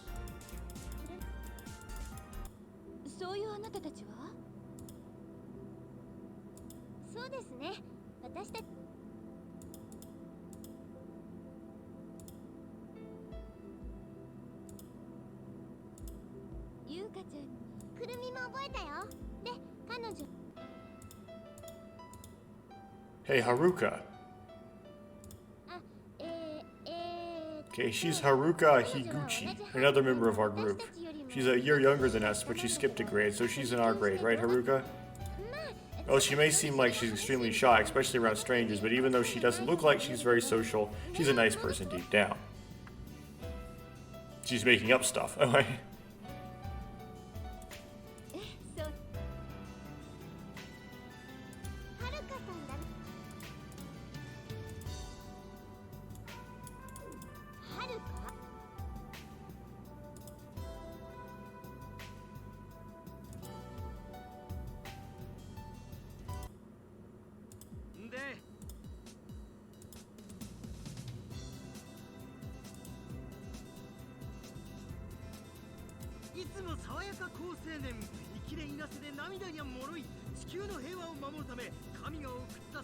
This happens.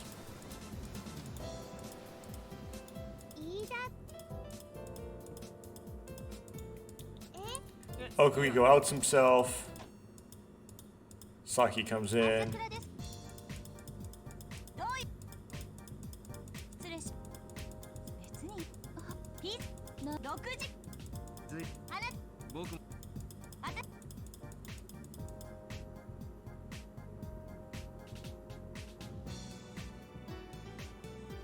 Okay, let me look at the backlog. What am I responding to here? Oh, I can't look at the backlog when I'm in this screen? Okay. Well, drop a save. There we go. Ah, I got the thumbnail right this time. Okay. Keep my mouth shut. We'll try that. I'll keep my mouth shut. Give her a brief glance. Luca takes a deep breath and stares at Saki. She looks surprised. I hear Okuhiko snort as if to say, "Oomph." Saki doesn't seem very pleased by my words. Naturally, Haruka has been looking downwards this whole time. This was going on. Saki immediately leans her body forward on the counter. She looks like she's going to continue nagging Izumi-san. So what did you do for those 6 hours? Okay, so let's try doing a load. Talk back to her right away. What's the big deal anyway? What was that? I'm just saying, I'm sorry about your pizza, but if you were this angry, you should have called earlier. A completely sound argument. Saki falters, but only briefly. Soon enough, she gets even more. You don't even know anything. This is why I don't want to talk to you. That's enough. I said this earlier, but I am not in a good mood to argue with you. My business right now is as manager there. Whatever I say is probably useless. Time to put an end to this pointless debate. Yeah, I get you, but you know. You shouldn't be so rude shouting like that towards strangers. Ah, there.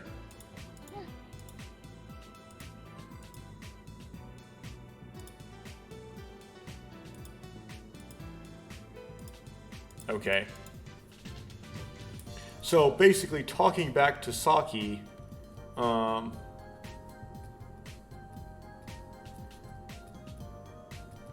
gives more dialogue, and that's all it does. It basically choosing not to respond just skips that dialogue. It's like the brief way of doing it. So just a verbosity option. Okay.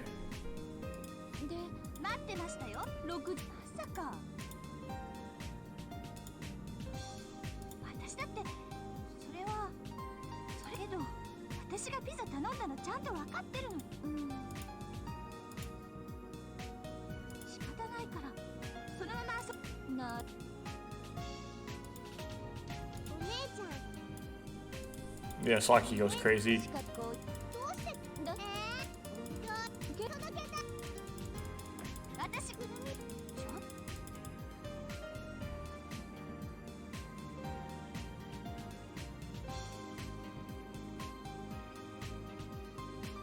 Okay, so we're gonna try. You see that's because. But first we got to do a save.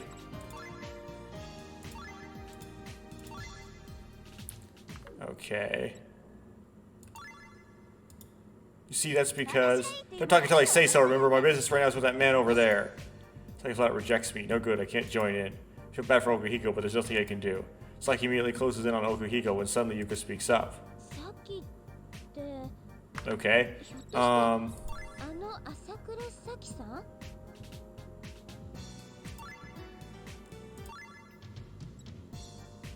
won't cover.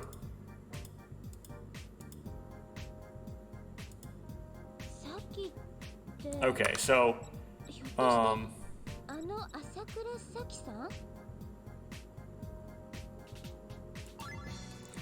we want to, I believe, cover. So,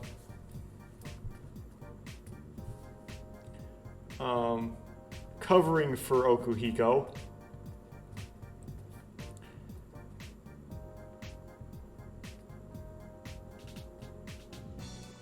I can't even spell it.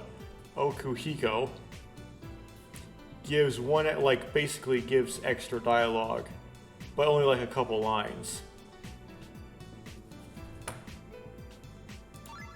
Okay.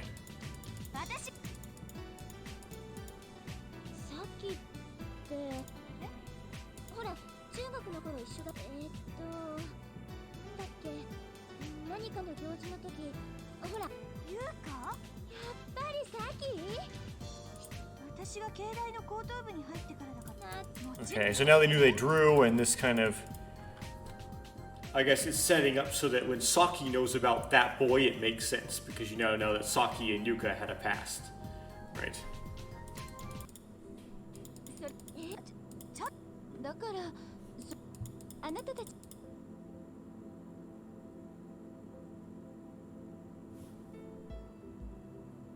So what you all eat with Saki and Yuka,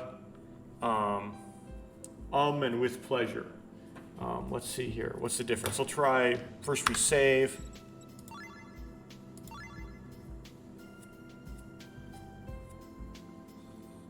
Oh, sure. Okay. Try first. I don't know what to say. I feel awkward about someone who we only just met going this far for us. On the other hand, if we return to the lodge, all that awaits us is Yuka's murderous cooking. What should I do? He's the hesitant Haruka. Haruka suddenly averts her eyes. I'll pass is what I think she's trying to say. If that's the case, then just let me begin to think about that. Hey, come on and eat! Kirumi interrupts my thoughts as she grabs my arm with both of her hands, tugging it. She looks like a kid begging for a toy. Okay. It's just, nevertheless, I worried about Haruka's behavior from earlier, or is it?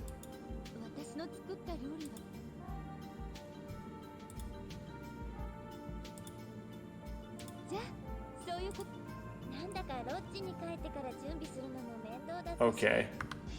Let's try the other option, which is with pleasure.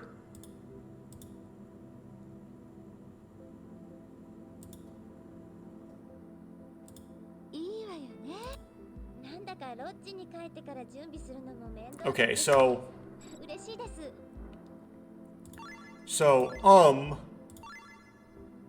is slightly more verbose. That's what I'm gonna write down. Is slightly more verbose. Yeah, and Haruka's not feeling good for some reason. I do And that gives more dialogue from Kirumi. More from Kirumi.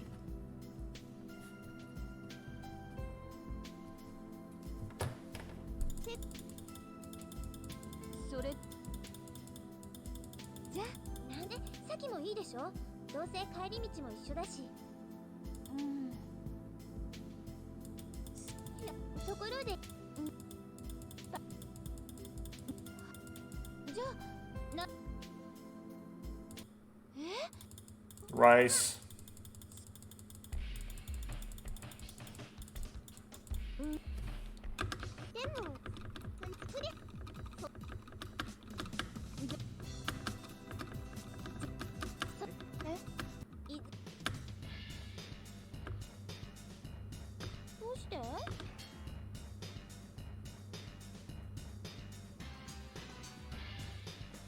Okay, let's try each of these. We want to save first.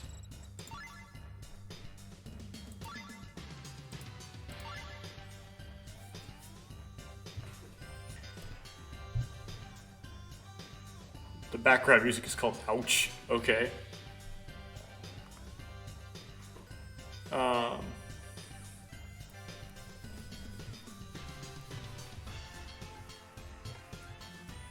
Okay. 15. Let's try That Will Be Rude first. So that would be rude, right?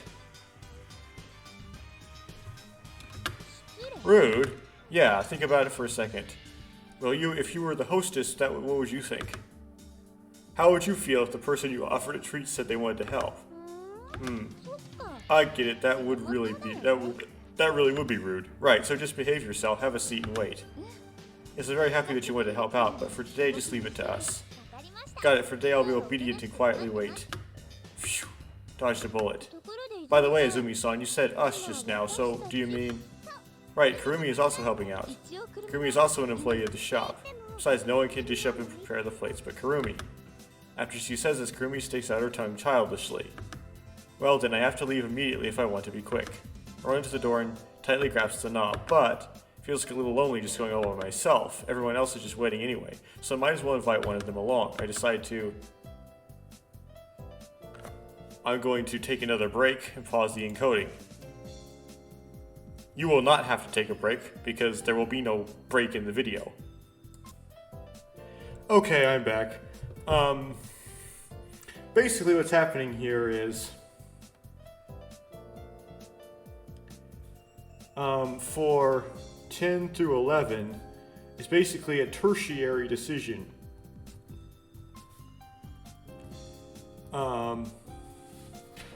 That is, to go shopping with Luca, Haruka, or Saki.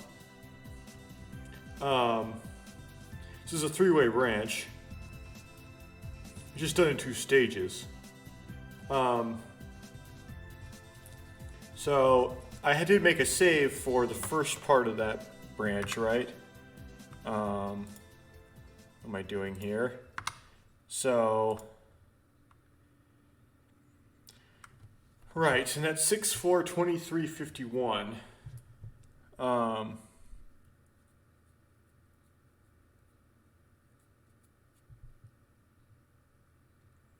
so 06, 20, 04, 2351, linchpin number 2, who to go shopping with. Yeah, and last time I picked Yuka for this as well, basically because I was spoiled on the first day and I'm doing very similar decisions to the spoiler I had for the first day, because that way I wouldn't pick up extra information, essentially. But it's kind of no wonder I got a Yuka ending if I was kept picking Yuka all throughout the beginning of the game. So, and you would think that's what the player would naturally want to do, because the anyway.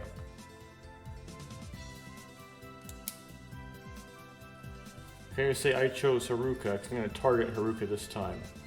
Yeah, it's no wonder if I kept choosing Luca that I got Luca. Anyway, I'm not going to put another save here because I already got a save for the tertiary decision, essentially. So I'm just going to do Haruka. I decide to ask Haruka. Say, Haruka, would you mind going shopping with me? Haruka doesn't answer. No, if you don't want to, then that's fine. Haruka turns her gaze to the side. She spends several seconds considering it. And soon enough, she quietly stands up. Even though she doesn't say a word, it's clear that she's accepted my offer. Alright, that's the spirit. Haruka quietly passes by me, as if she's ignoring my cheerful words. She goes outside alone. Hey, wait for me, Haruka. I frantically chase after her. I exit the shop. But she didn't learn about the bike, though. Haruka is silently waiting there. Well then, ready to go? Yes. As we walk, I find myself being overwhelmed by Haruka's indifference. Wait a minute. I watch as Izumi-san comes running out of the shop. Sorry, I forgot to tell you that there's a bike by the side of the shop. Please use it. A bike? Is that really necessary? Well, even though it's not far on foot, you still have a lot to bring back, right? True, carrying 22 pounds of rice while walking does seem like a pain. No, not really. Except the heaviest backpack I've ever done is only about 45 pounds at most. It's probably only 35 pounds. The key's attached to it. Well then, you two take care. Will do. I politely wait for Izumi-san to leave before I walk towards the side of the shop. Just then, the bike starts moving, then quickly goes flying off. It's Haruka. Huh? Haruka, when did you? She doesn't reply or stop. Hey, wait up, man. I instinctively start to run after her. Haruka is getting farther away despite my efforts to catch up. I desperately run faster. However, she's pedaling way too hard for me to keep up. Hey, Haruka, I told you to wait. After that outburst, Haruka finally hits the brakes. I catch up to her, but then she says, I can take care of this by myself. Her words shock me. Zzz. You know, it kind of kills the purpose of inviting you along if you go on without me. I can do this by myself. Gotta prove I'm worth something. Listen up, Haruka, there's only one bike. Did you understand what that means? That's why... Then do you want to get on? Huh? I think you might be able to fit on the luggage carrier.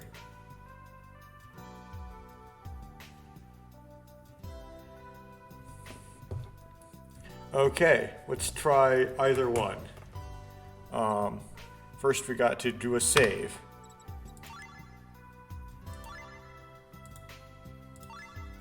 Okay, thanks, but I don't think I should. Try to understand my position. I was the one who... Never mind then. She gets ready to pedal again, wearing a calm expression. Well, even if I did invite her, swallowing my pride, I quickly jump onto the bike's luggage carrier. What, are you going to ride? Yes, I'll take you up on your offer. I say this reluctantly. Why does it have to be this way? And so Haruka pedals the bike while I sit on the luggage carrier, barely fitting. Okay, let's see what the other choice would be. Sounds like a plan, I guess. I say this reluctantly. Okay. So I want the longer option, I presume. Okay. Thanks. But I don't think is more verbose. Okay.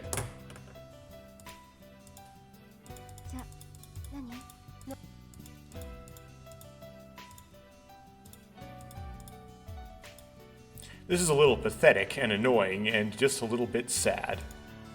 We're so close and yet she feels so distant. It bothers me.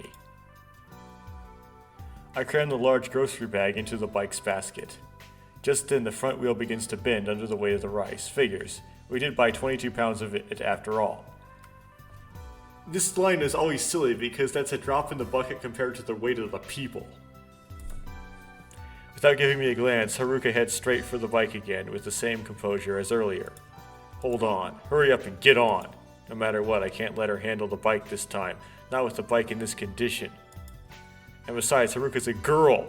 Even if she has an unusual side to her, it's my duty as a man to help her in a situation like this. Are you staying? Isn't it my turn? I immediately asked this. Huh? Yeah, this time I'll pedal, okay? I help Haruka off the bike and then grab its handles. Haruka turns around to face the luggage carrier. People have to help each other out, right? This might come back to bite me in the butt later on, but who cares? Help each other out? Right away, get on. Haruka nods. She seems stubborn, but she can also be surprisingly obedient. I glance at Haruka, whose legs are dangling off one side of the bike, and I feel warm inside.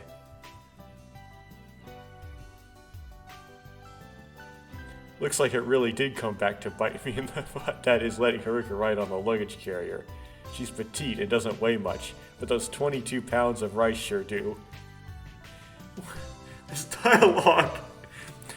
The person doesn't weigh that much, but this rice sure weighs.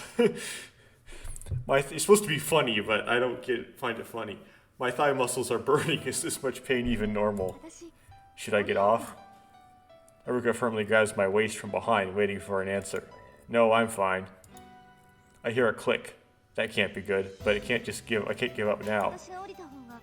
I think it would be logical for me to do so. Logical?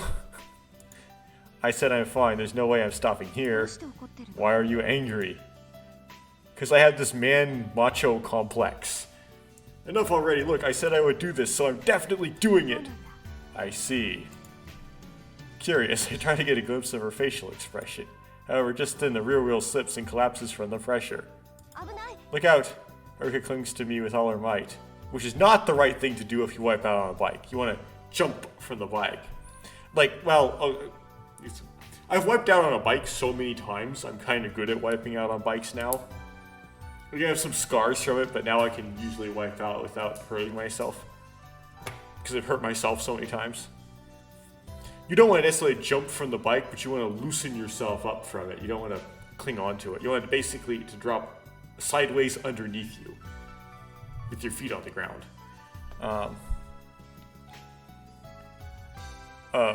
Okay, so this is this dialogue from Yuka's route, but with Haruka. I'll just ignore it. Alright, it's ready. Okay, so this is probably the same dialogue from the Yuka route.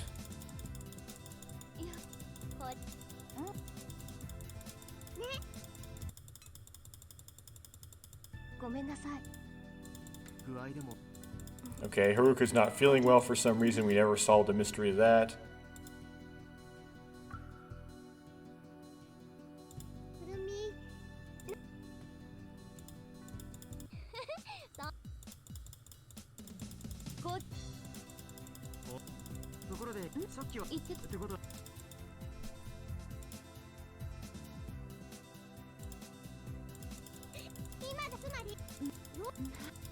Game's place doesn't get customers.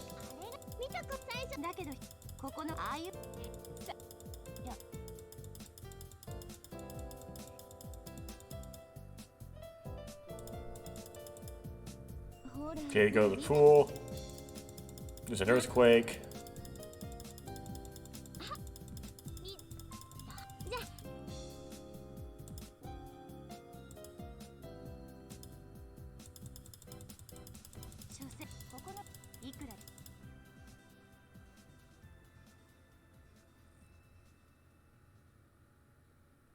Okay.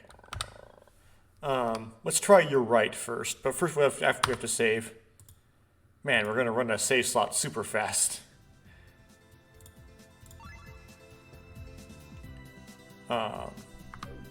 Let's say you think so. You think so?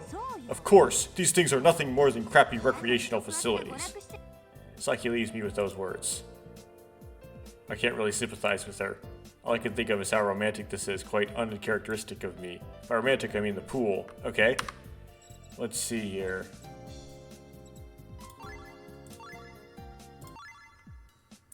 You're right. For the time being, I agree with her. Aren't I? These things are nothing more than worldly recreational facilities. Glad you get it. Satisfied, Saki leaves me with those words. Okay, so this one doesn't really matter, but you're right is nicer. That's all. Okay.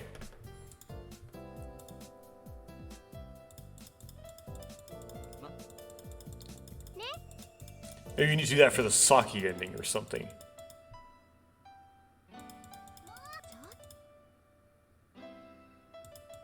Okay.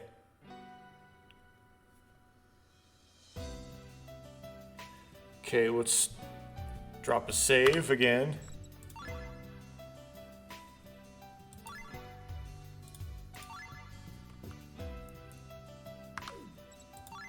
Does this feel good? I asked this as I glanced at her tiptoes soaked in the water. Yes. With that one word, my heart tightens up. Up until now, there hasn't been a single ounce of warmth in her voice. This might be the first time I felt something like this in Haruka. I don't know why, but my heart is filled with emotion. Okay. What if I say nothing?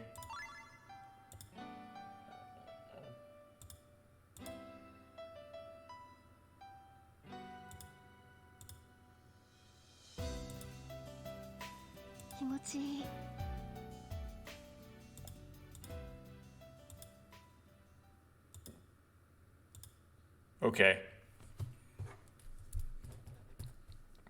So just look at her face is slightly longer. Is slightly more information.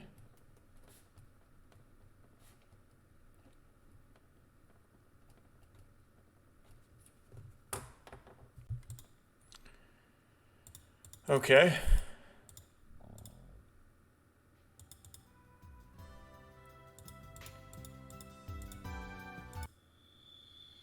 The earthquake happens.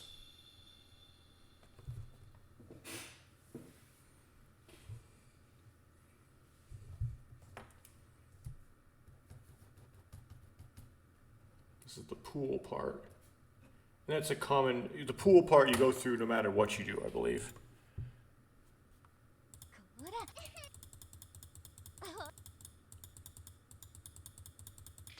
Shake! Too much Handel's Messiah coming through here.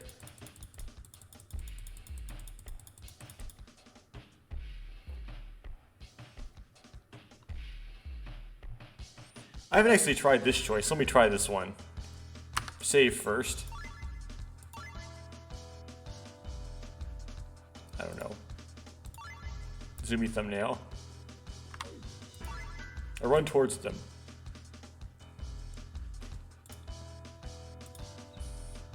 Will I make it? Izumi-san, wait, I shout. Kurumi, prepare yourself. But Izumi-san doesn't hear me. Kurumi, an earthquake's coming. Get away from the pool right now. This time I shout at Kurumi. Huh? What did you say? Kurumi's attention shifts from Izumi-san to me. But at that moment... There, I've got you now. Okay.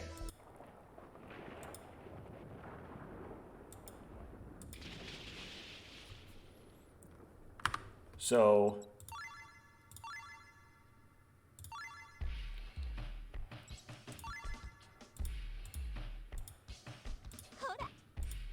Okay, so basically, run over to them is longer. That's the only difference.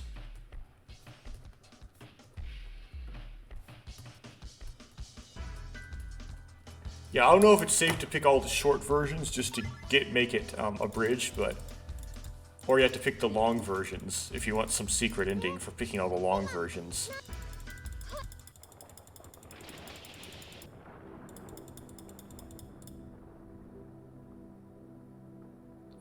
Oh!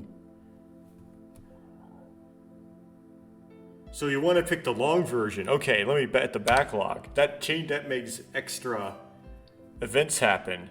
Or maybe some previous... Giant sheet of water shoots as Izumi-san falls into the pool. Her face emerges from the pool with a frightened look on it. Absolutely nothing has changed from what I saw. Soon enough, the ground calms down. The surface of the pool is once again calm. I let out a sigh and run over to where Izumi fell. Izumi-san has climbed out of the pool and is completely soaked from head to toe. So if you run over to them, you get an art asset. Okay. Extra art asset as well. Okay. The dry Kurumi and the soaked Izumi-san. The sisters stare at each other's faces, and suddenly they begin to laugh. Their happy laughter feels like a testament of their relationship. These two continue to laugh with no signs of stopping. If they continue like this, their laughs may reach the sun. These two voices reverberate off the wall of the hotel, surrounding loudly and loudly. As a result, the security guard... Okay, they run away. Haruka does something.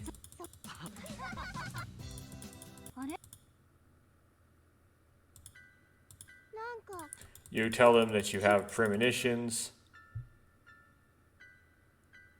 Okay, let's try simply say I've had a expression of vague. Yeah, do the simple first. Do save.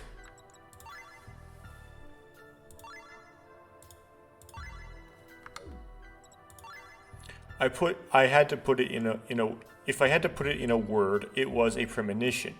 I simply tell them this. I don't know why, but all of a sudden I have been given the power to receive premonitions. Okay. Huh? Right, I said earlier, didn't I? Before Izumi fell into the pool, I said earthquake's coming.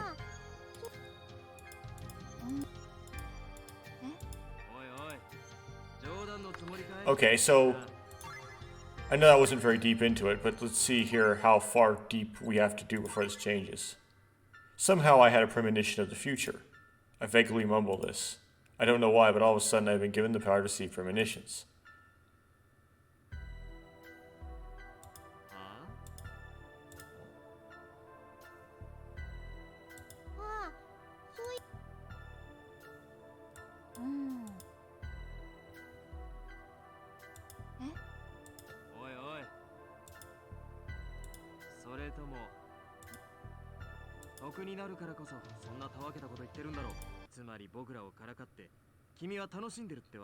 Okay, so 16, the mumble, vague, or direct seems to be like of little consequence. If you look at the backlog,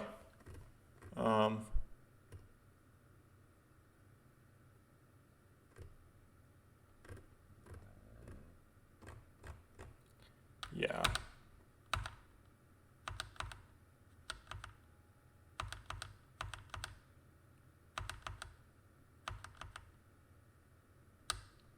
Okay, so that one didn't seem to matter.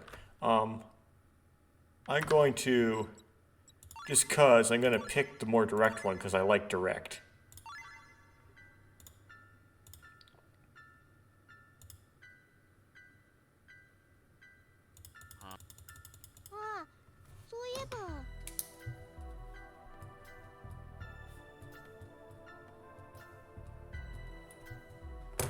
Okay. So that seems to have no consequence at all. It seems to be a pointless decision. Unless there's some secret ending for all getting the right choice on all these, like, inconsequential decisions.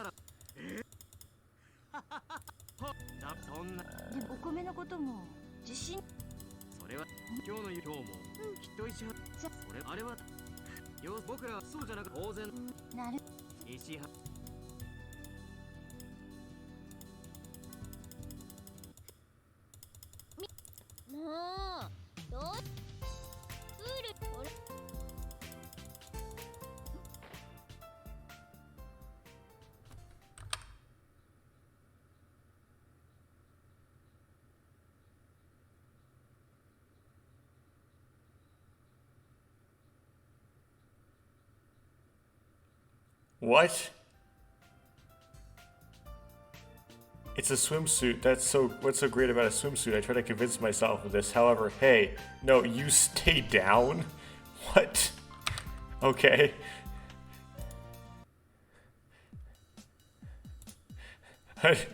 First time I didn't catch that.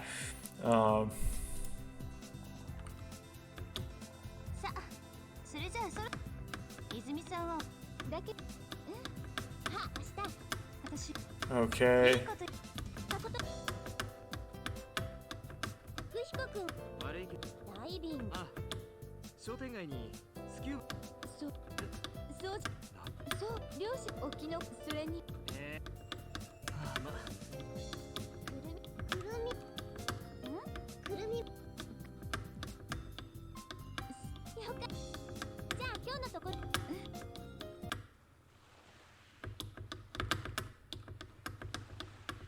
Okay, and we get the bell.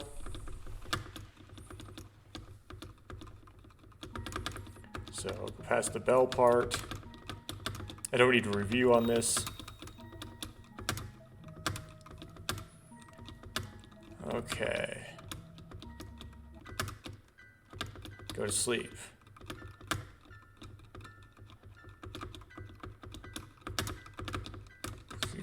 Go with the dialogue. There we go. Okay, the second. Today at the pool. Okay.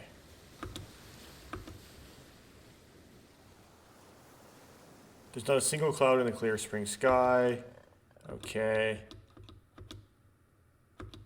Okay, the waves have gotten bigger. The waves. Haruka mutters just 2 words. Still, those words alone are enough for us to understand what she means. Okay. Kurumi says she won't go.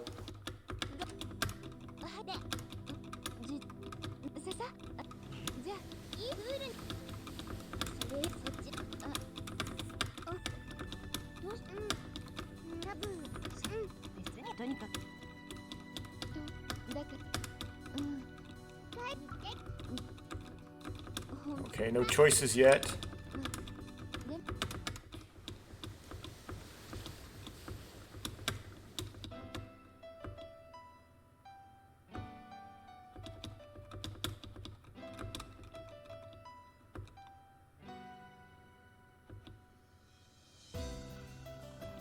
Kurumi, 大丈夫かな?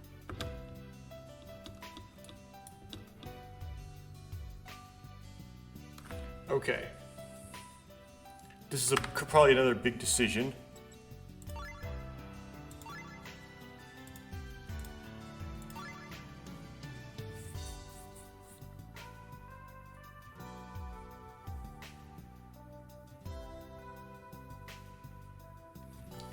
So I presume that if we do I'm worried about Kurumi 2, then you go back and learn about Kurumi's faking her illness.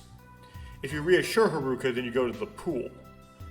Now, I don't see why this could matter. There's probably a Kurumi ending.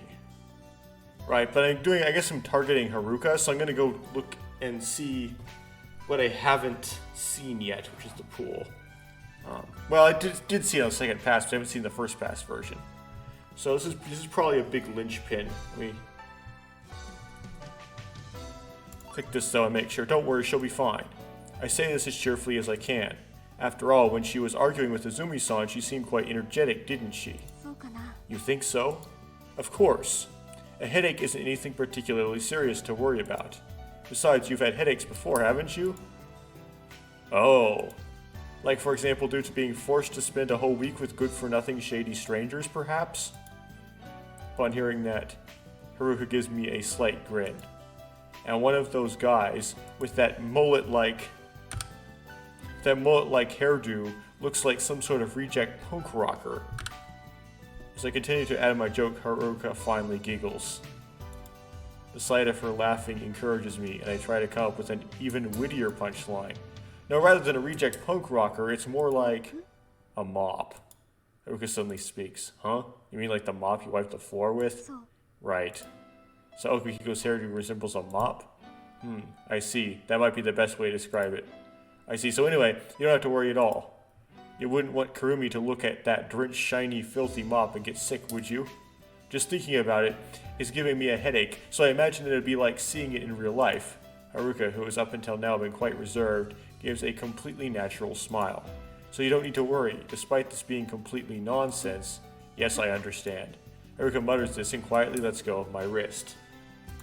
And so I begin to walk towards the pool again. Haruka is now several paces behind me. Nevertheless, as I walk, I reflect on what just happened. Nevertheless, I get this worried over something as simple as a headache.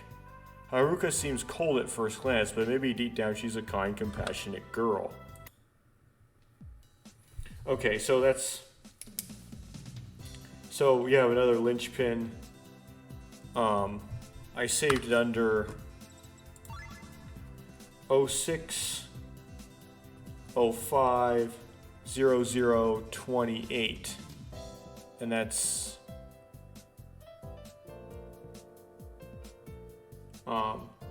linchpin, I'll call it 3. I'll call it Pool or Kurumi.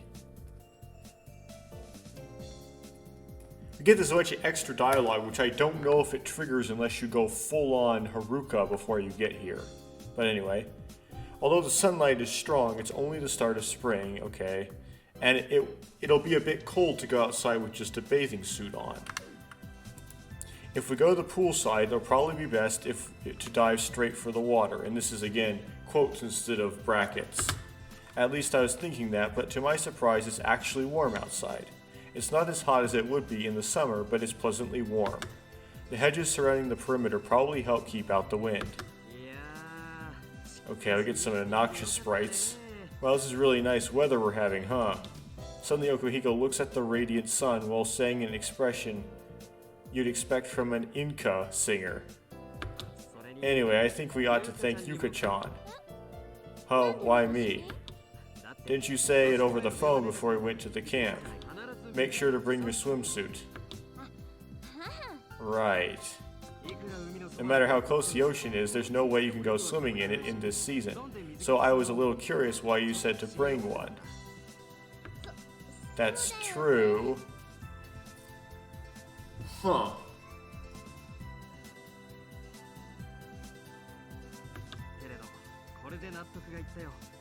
But now it all makes sense to think there would be a heated pool here. Now this is fascinating. I see, I probably wouldn't have brought mine either if she hadn't told us to. Right, and this is why. Well, obviously it's not. But Yuka, how did you know that there was a heated pool here? Well, I didn't know. Huh? I didn't know there was a heated pool. What? Could it be that you actually said bring your swimsuit so that you could swim in the ocean? Well, because this is so far south, I just assumed it would already be beach-going season here.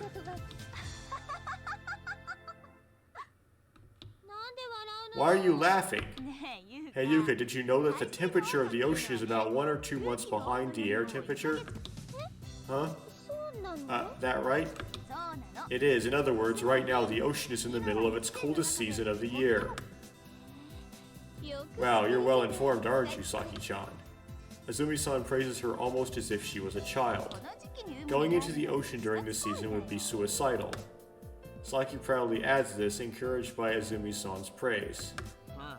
Well, either way, I'd say everything still turned out well, so I'm grateful to Yuka-chan. As he flips his long hair, Okuhiko sends Yuka a flirtatious glance.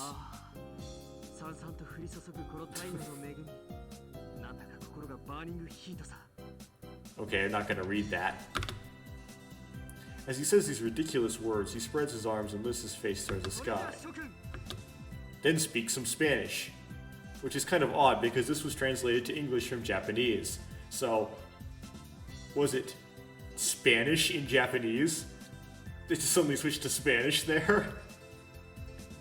Or did the English translators think that people who speak English would have used that phrase, those Spanish words?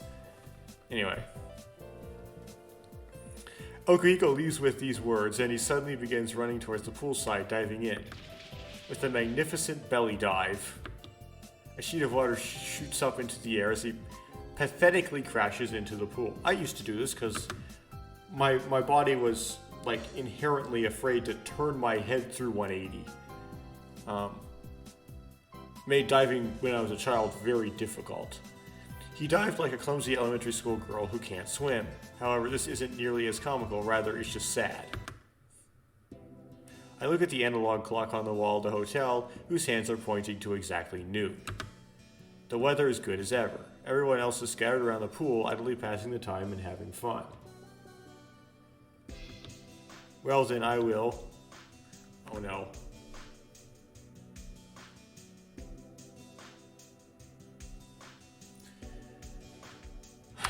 Save.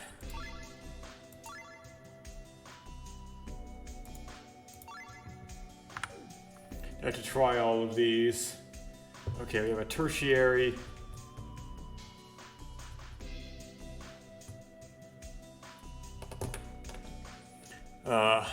Try a drink first. I head over to the drink stand in order to squelch my thirst. On my way there, I see Saki lying down on a deck chair. And you get this art asset. Okay. Okay.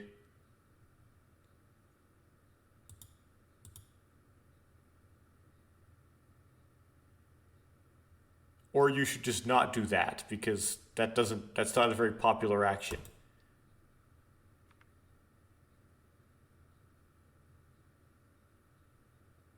Oh goodness.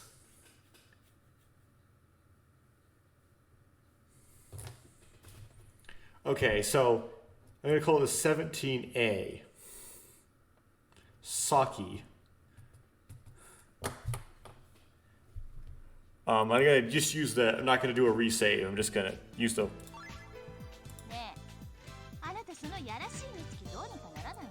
As I would expect her to say.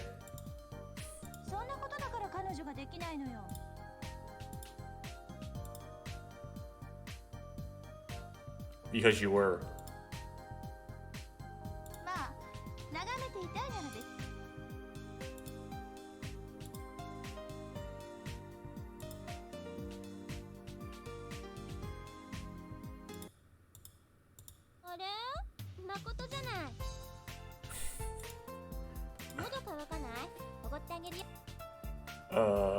For some reason I don't feel like reading this dialogue aloud.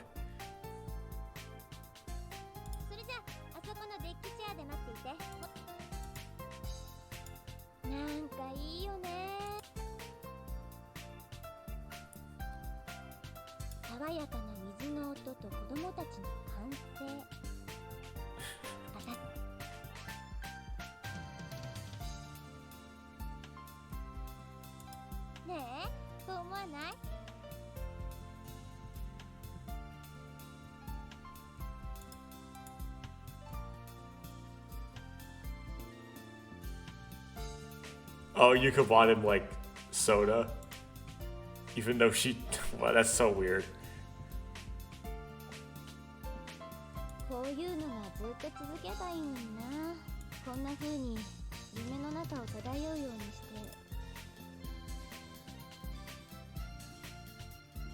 I see what they're doing here. If it goes on forever, yep. Foreshadowing. If that's what you think, yes. But for now, I'd love to stay here as long as I wanted until I get bored. Once this camp is over, school will start again right away, won't it? Back to boring classes and a boring job, those ordinary days that make me want to scream. To me, that world is incredibly tedious. Well, you might have a point there.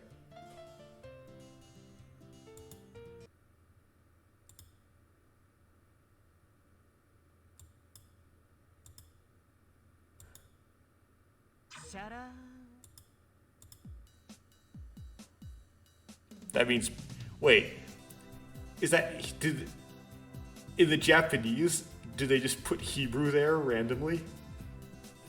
That's Jewish Aramaic for peace. Okay, Okuhiko's sudden appearance causes me to almost instinctively drop the cup in my hand. Pardon me for interrupting.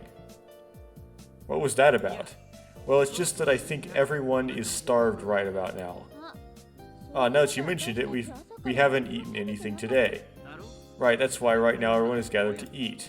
See, thanks for telling us. Look at that parasol over there by that stand. With the theatrics of an opera singer, Okihiko points to in that direction. Okay, I saved some seats for us over there.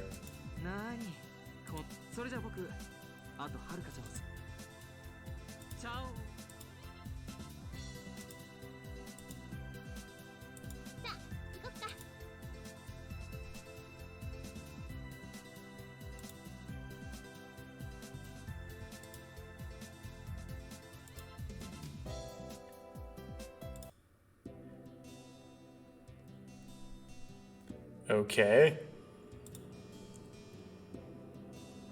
I don't know why I'm like being lazy about reading this.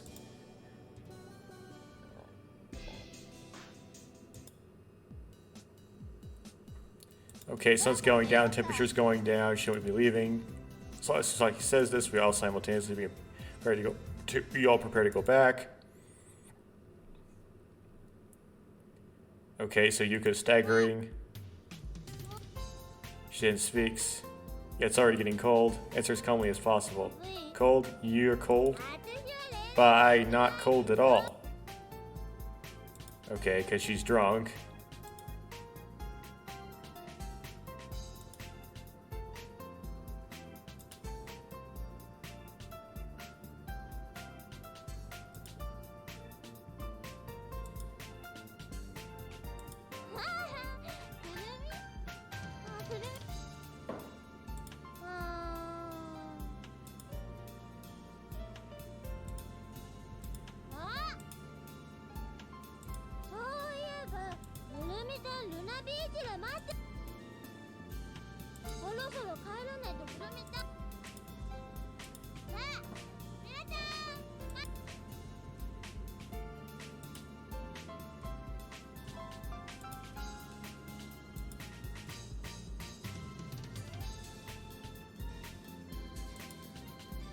An English song?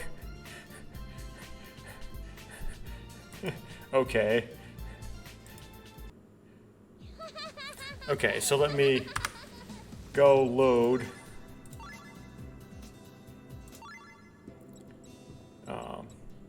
Get a drink.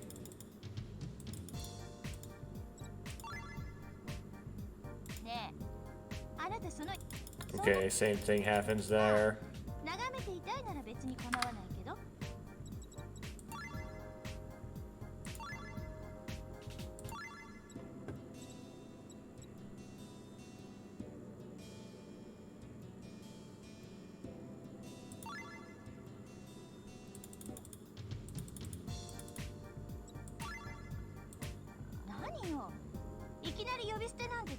Okay, don't just drop the honorifics with me, you're talking way too familiar with me. Well, it's not like I care. Anyway, I realize that I haven't really introduced myself to you. You don't really need to do that.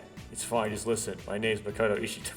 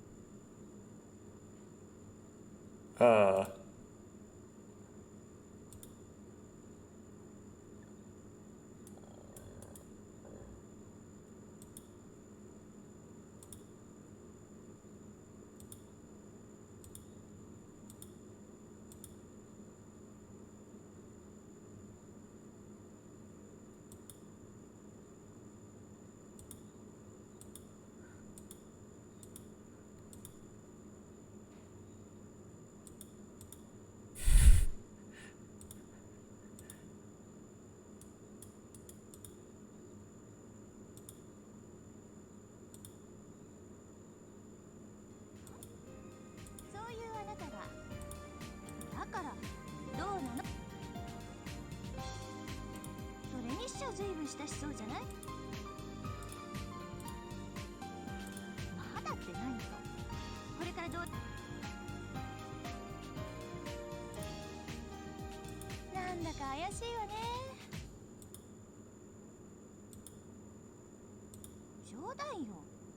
でも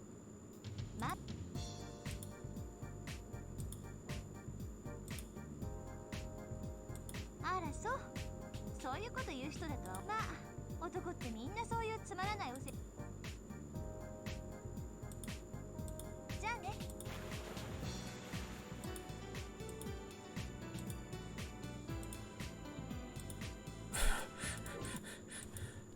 あれ？誠じゃない。Okay. 喉乾かない？それじゃあそこのデッキチェアで待っていて。持ってきて。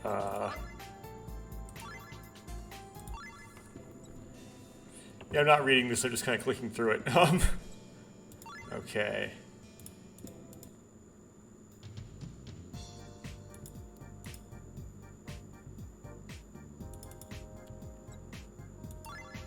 まあ、そら。だから私がいい。で、いいか。何？じゃ。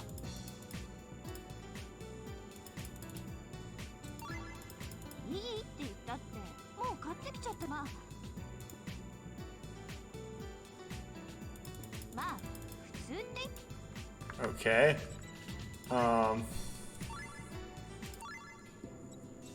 Swim recklessly.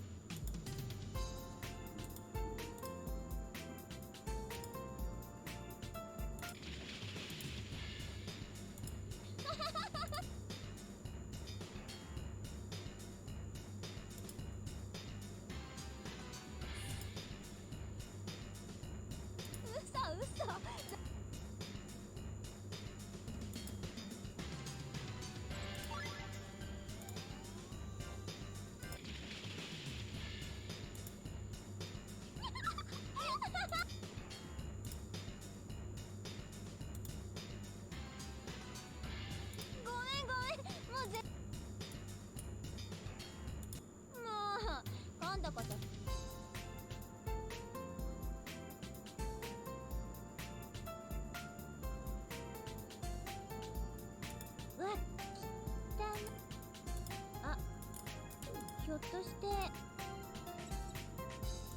Oh my goodness, there's so much. じゃあ飲み物。わかった。しょうがない。で、こっち。昼間からビール。わかった。炭酸。なんかいいよね。こういう。Okay, so that goes into that. Oh dear. This is the default way that you get if you do the second pass.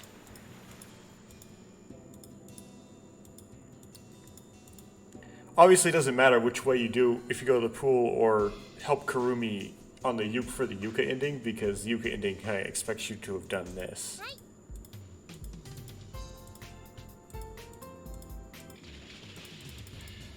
Okay.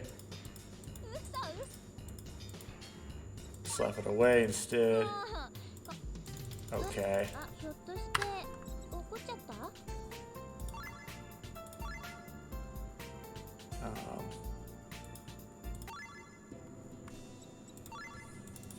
So many choices to go through.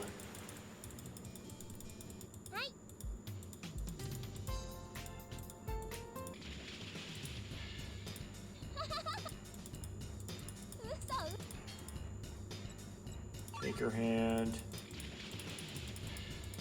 His art asset.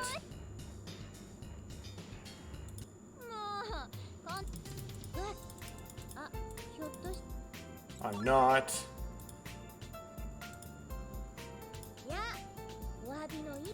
Okay, so that's the same thing.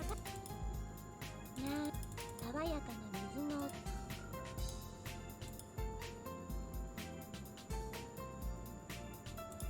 ねえと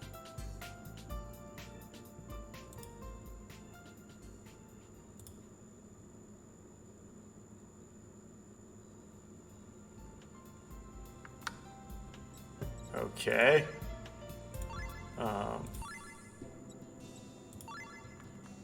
Slide.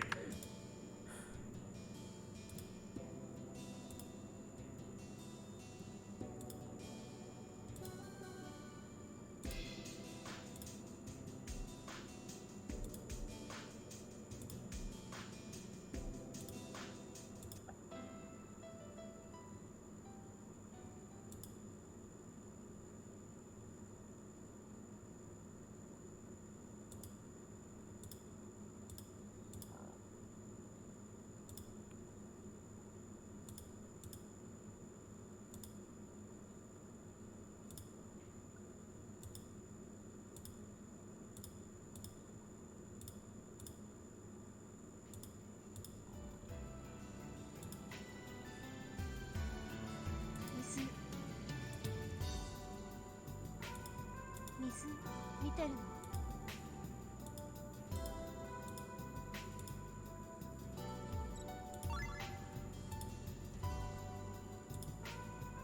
水